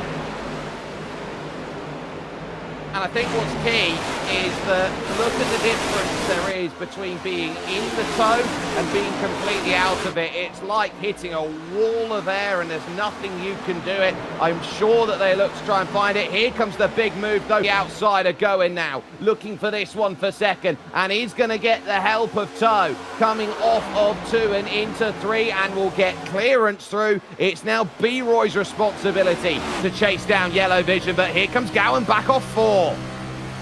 And Yellow Vision's looking in the mirror and smiling ear to ear, loving what he's seeing these cars side by side like this as we approach 22 to go.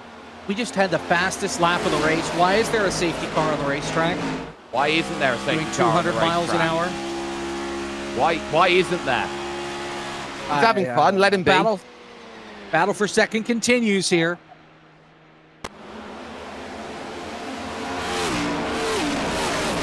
Really trying to get it and gets right up in the grill there of B-Roy, pinches him to a car width gap, and he's now looking to try and play track commander, and you get those drivers who are passive and those who are out there and take exactly what they want. I think Gowen realizes, I'm going to get what he wants. That was not fully clear.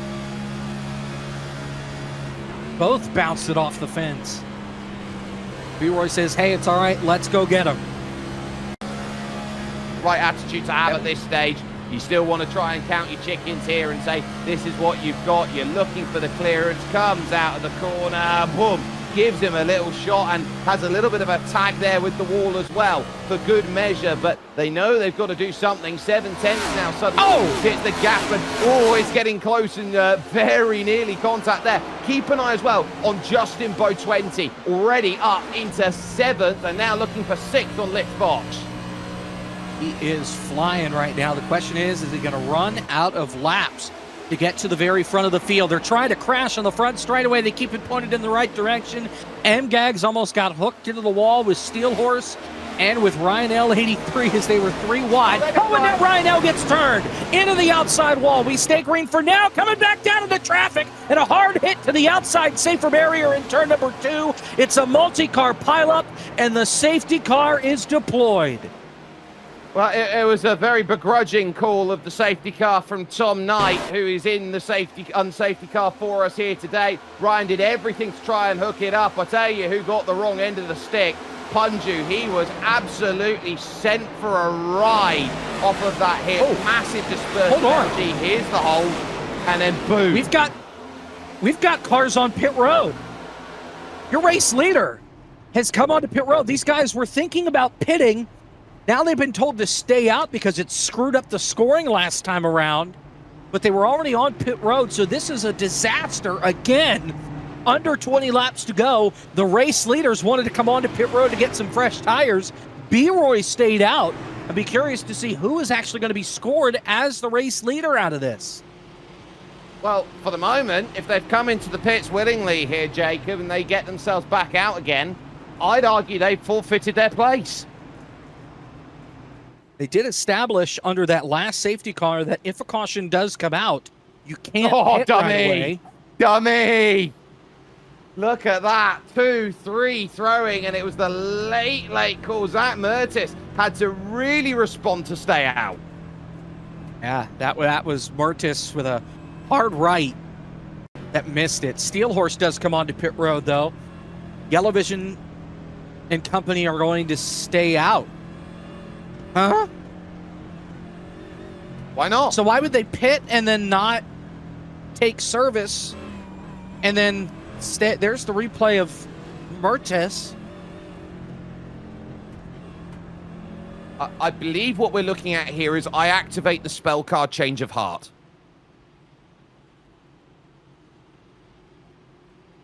At least Gareth laughs at me on that one.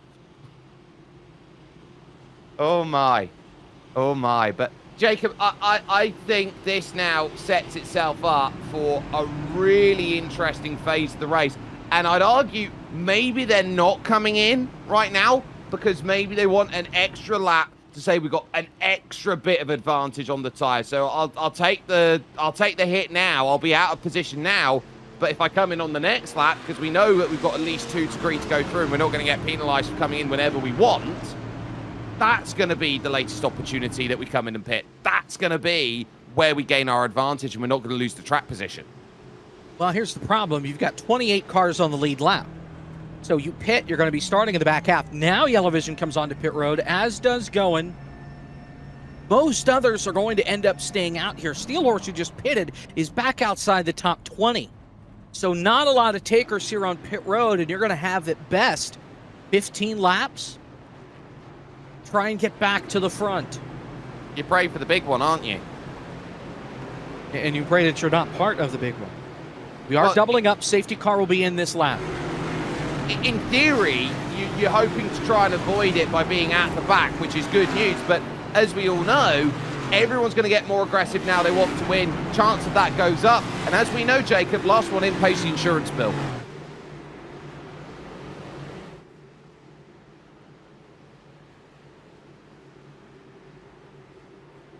All right. Unsafety car will head to pit lane.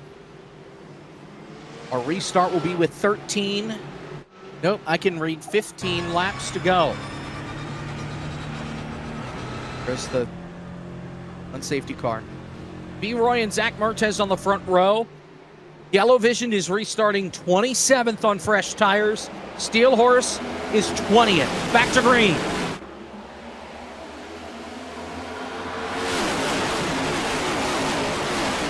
Front straightaway into turn number 1. Huge crash into the outside wall. D. Gooden is in it. We are still green. Oh, they're still going here on through 2. Troubles for Yellow Vision, who's around, and also Now it's out. Kando, who are both caught up in that. So they're able to find themselves with a lot of trouble, but the front won't mind it. They'll continue on right now, and they'll be very happy at the fact that they've got that clearance here. B-Roy in control, Zach Mertis in second, then Auburn Kyle and Lithium Fox. 4 clear, Adam Nunez back about 6 car lengths. All right, well, now I'm confused because you have the safety car on the apron here heading into 3. We are still green. B-Roy out in front of the field. We're coming around to 13 laps to go. We are still green. Checking in on the folks that already stopped. Yellow Vision is stuck back in 26th. Goen is 22nd. Steel Horse is 19th, but I believe he may have gotten some damage from that last crash. So if you pitted, you have absolutely thrown this race away. In the wall, car off the corner. It's MGAGs. We stay green. Lost a spot, though, in the process to Nunez. Yep, so Nunez has held that fifth. MGAGs is trying to move through and is going to get a great drive down low, and that's going to get that pass, and that's one on the process. You've also got iRacing, who is also getting some progress here late on in the day, and understanding here as we enter the twilight soon that you've got to make something happen. You've got to start a move, and someone who is moving very well as we focus on with Grand Pooh Bear right now, who's going to get the run here on Adam Nunez and move up to 7th. It's Auburn Kyle who looks like he's the quickest of the front 3. Have enough time to get to the front. Oh, big gaggle off of turn number 4, about 7th or 8th spot. Grand Pooh Bear almost got turned around. Oh. And Yikes. Nunez gets one in the side, and that will drop him down to the back of the group. Nunez has been bullied here the last couple laps. Well, if you don't have the tyre, it's simple. Get to the back! Reska going full sideways, can't keep out. Oh, there they go. A huge hit. That is a big crash off of turn 4. Safety car call. We are under caution. Look, gets hit on a quarter panel, did everything to try and save it. Then the influx of grip comes in. No way of stopping that. That was not pretty.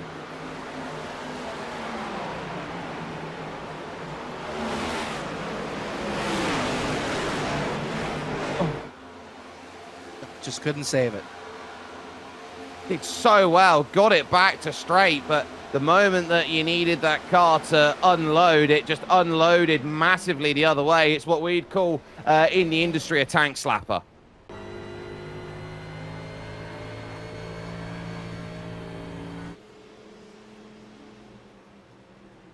Oh, jeez, the 38. Oh, no, into the wall. It's greedy me trying to limp it back to pits with I think about a million miles of left hand down there. Yeah, that car's broke. Turn right to go left? Ouch. Look, they say that 2 wrongs don't make a right there, Jacob, but we do know that 3 rights do in fact make a left turn. Yeah. What a mess.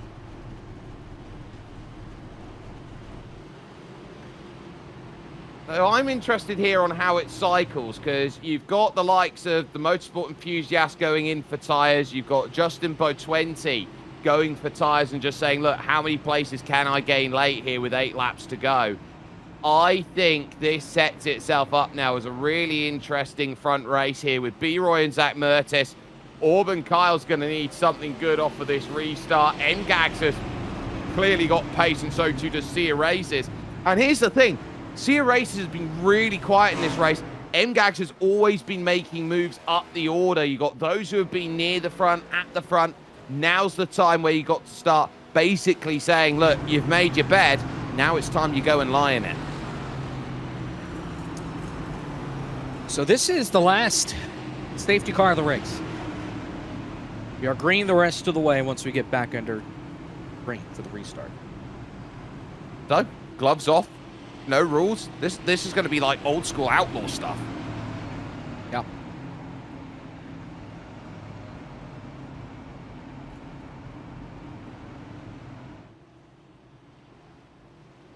believe hopefully here we're going to get 1 to green here.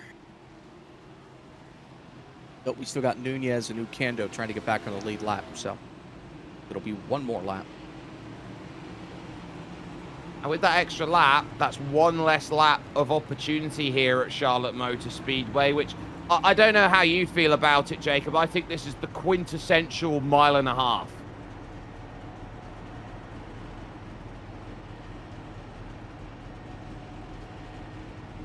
I think the safety car is purposely slowing the field down more so we can get back to green this time by. I think that's what I understood. Yeah, it's only going, I think, 71 kilometers an hour, so that'll be about, what, 45, 50 miles an hour, so less than interstate speed at this moment. Desperate to get the field together. desperate to get this one stacked up as they get themselves going. So I think that's a really good decision. The more green flag laps, the better.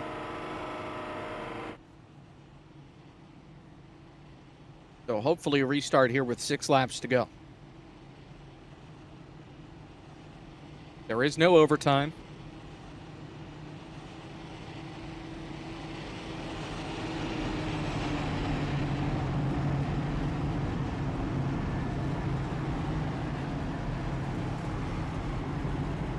I love that from race control. I love that from race control. Question comes in from Lithium Fox. Is there any way that we can add some time on at the end? The response that comes in, we're just 2 British guys who don't really understand how ovals work. All right, well, obviously we're not going green this time, so next time by, we get the restart. It will be 5 laps to go.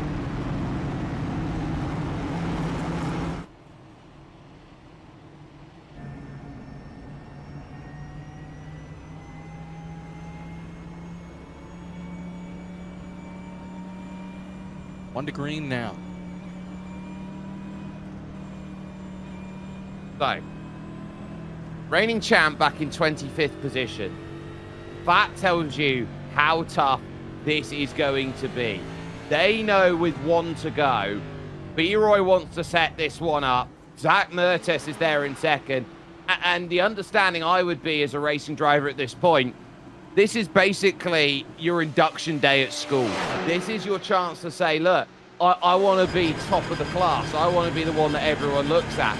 This is going to be one of those circuits where you turn around and say, absolutely, you're going to get that into position. The unsafety car is going to pull to the back of this pack now at this stage as it works on through. And now on the back stretch, they're getting ready and they want this launch, and they want this launch proper because they know it's a Showtime 5 as they set themselves up here at Charlotte Motor Speedway.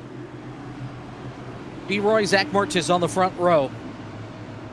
27 cars still on the racetrack and still legitimately with a shot to win it.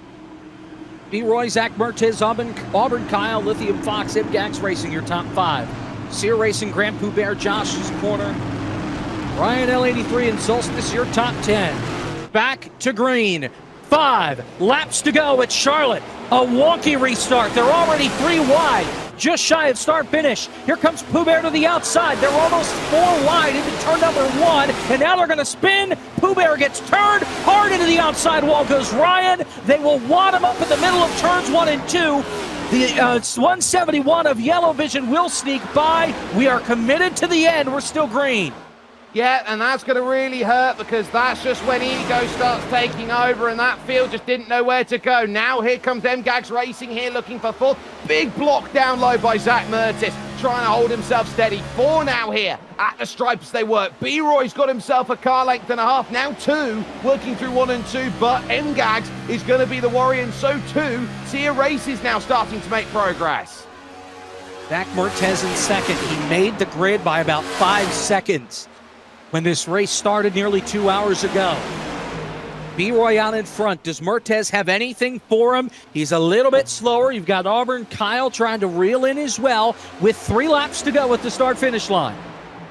High line starting to be run here, so they're seeing there the line is, or the groove is just migrating a little bit. And do you have enough? Those heat cycles would have made all the difference out there, and you're trying to get everything you can to go and work. But I think B-Roy's got this one on rails off of this restart. He's going to look happy with a couple popsicle sticks. 2 laps to go. This time by Mertes continuing to lose about a 10th a lap. They're crashing big off of corner number 4. Again, hard hits on the front straightaway. We stay green. It's well outside the top 15. The battle for second. Mertes and Auburn Kyle almost side by side down the backstretch, on board with P3. So, Auburn Kyle, if you want to go and make this one work here on lap 132, you're going to need to be a little bit braver than that. It was Hula and Punju who were caught up in that issue. White flag is going to be out as way by Barney, and now Auburn Kyle has it all to do, but here comes MGAX Racing looking to find a way to the top 3 on the top side. The battle is for second as B-Roy well out in front. Oh, they crash! They crash! Mamgags and Auburn Kyle get together. That will allow Sear Races to take third. It's a third-place disaster class down the back straightaway. But B-Roy started out back. He'll end it in victory lane. He will win the Fizzy Pop 200 here from Charlotte. Zach Mertens second. Sear Races comes home in third. Wow. I think it's all down to timing. Keep yourself in the hunt, find a way to get yourself up there, and that's what B-Roy's done. He had that air of confidence about him. He wanted it to be strong out there. Look, the shades have come off, and look at what it means. That's a big come on, yes, there from B-Roy, and he knows Florida Man is out there in front. He looks worn out after 133 laps. Here from Charlotte. We'll get to burn down the house here on the front straightaway. He will start out season 4 atop the point standings. Zach Mertens coming home in second, who again started dead last, missed the grid, got into the sessions with about 5 seconds to spare, and now looks like everybody's going to do a burnout here on the front straightaway to celebrate race 1 in the books.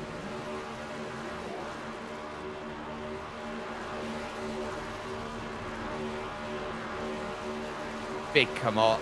Look at what it means, right? And you think that creators out there, right? You think that creators out there are just here for the fun. They don't mind what happens. That just shows you this is round 1 of a championship, and that's what it means at round 1. I'd look around the other drivers here, the other creators, by the time we get round 4, round 5, round 6, ask them what it means them as well, because if it means that much at round 1, what's it going to mean by the time we get further along the season here, Jacob? We'll park the 54 in victory lane for the first time on the season. Do a victory lap to celebrate as well around the 1.5 mile racetrack here from Charlotte. Get a chance to talk with him and the rest of our top 3 here in just a little bit. B-Roy, your winner. Zach Mertens coming home in second. As I mentioned, no practice time. Just barely made the race to begin with, and he comes home in P2. Sear Races P3, Lithium Fox 4th.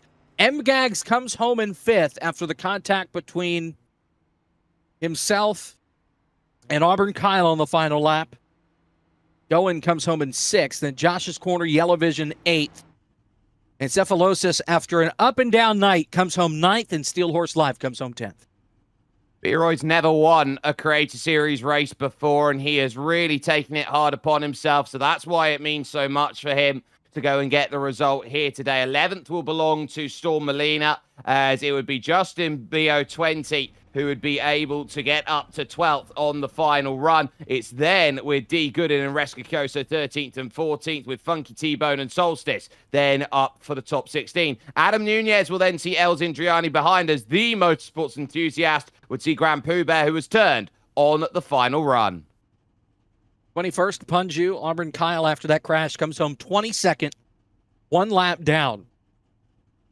Then it's Hula. Ryan L83 crashed in that last restart. Multi-grid mashup.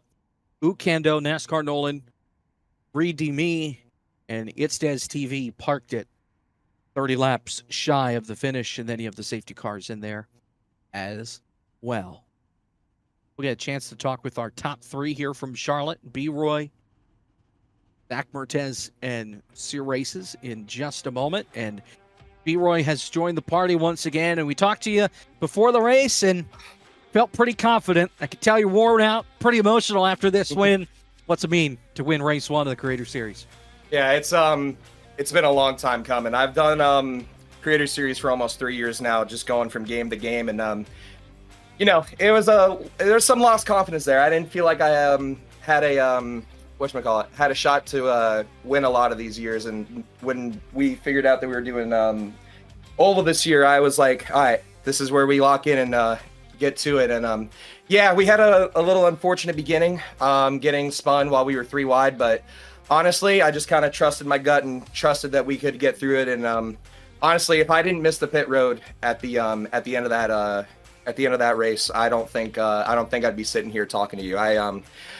I didn't think we had the best tires, but unfortunately for Yellow Vision and Gary, shout out to those guys. They ran a hell of a race.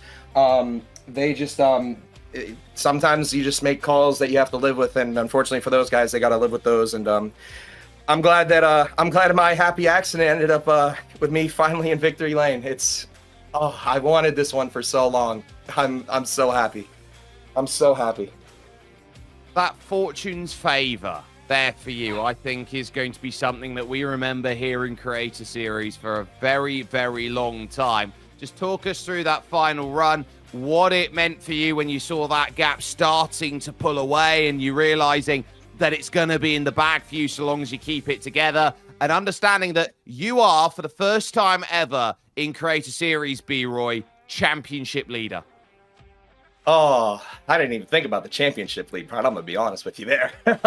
But no, going through that restart, I was just I was having chat try and hype me up. My chat. Shout out to the paddock, by the way. My paddock fellas. They got me through this when I wasn't believing in me. But you know, just going through that, just going through when the unsafety car was going in, I was just like, all right, I just need to lock in. I need to take a breath. There's a lot of times that I've choked this before. And I gotta take my headphones off. I'm sorry. Oh man. There's a lot of times where I either put a shift wrong or I put a oh god, I'm sorry. I've got bit and everything notifications blasting in my ear. I just trusted my gut and just told myself that we got this. And we almost got a little screwed up with the safety car. We almost got a little screwed up because they said boogity, boogity, boogity, and everybody started pushing me. I was like, oh, wait, I'm supposed to be the control car, guys. But it worked out in the end. Once I made it through the first lap and realized that we had that gap, I realized that as long as I keep my cool, we could do this, and we did it. So I'm very happy. I have no more words to say. I'm speechless. Oh. B-Roy, go celebrate. Congratulations. We'll see you next week from Nashville. Thank you all. Thank you, everybody. P1 tonight.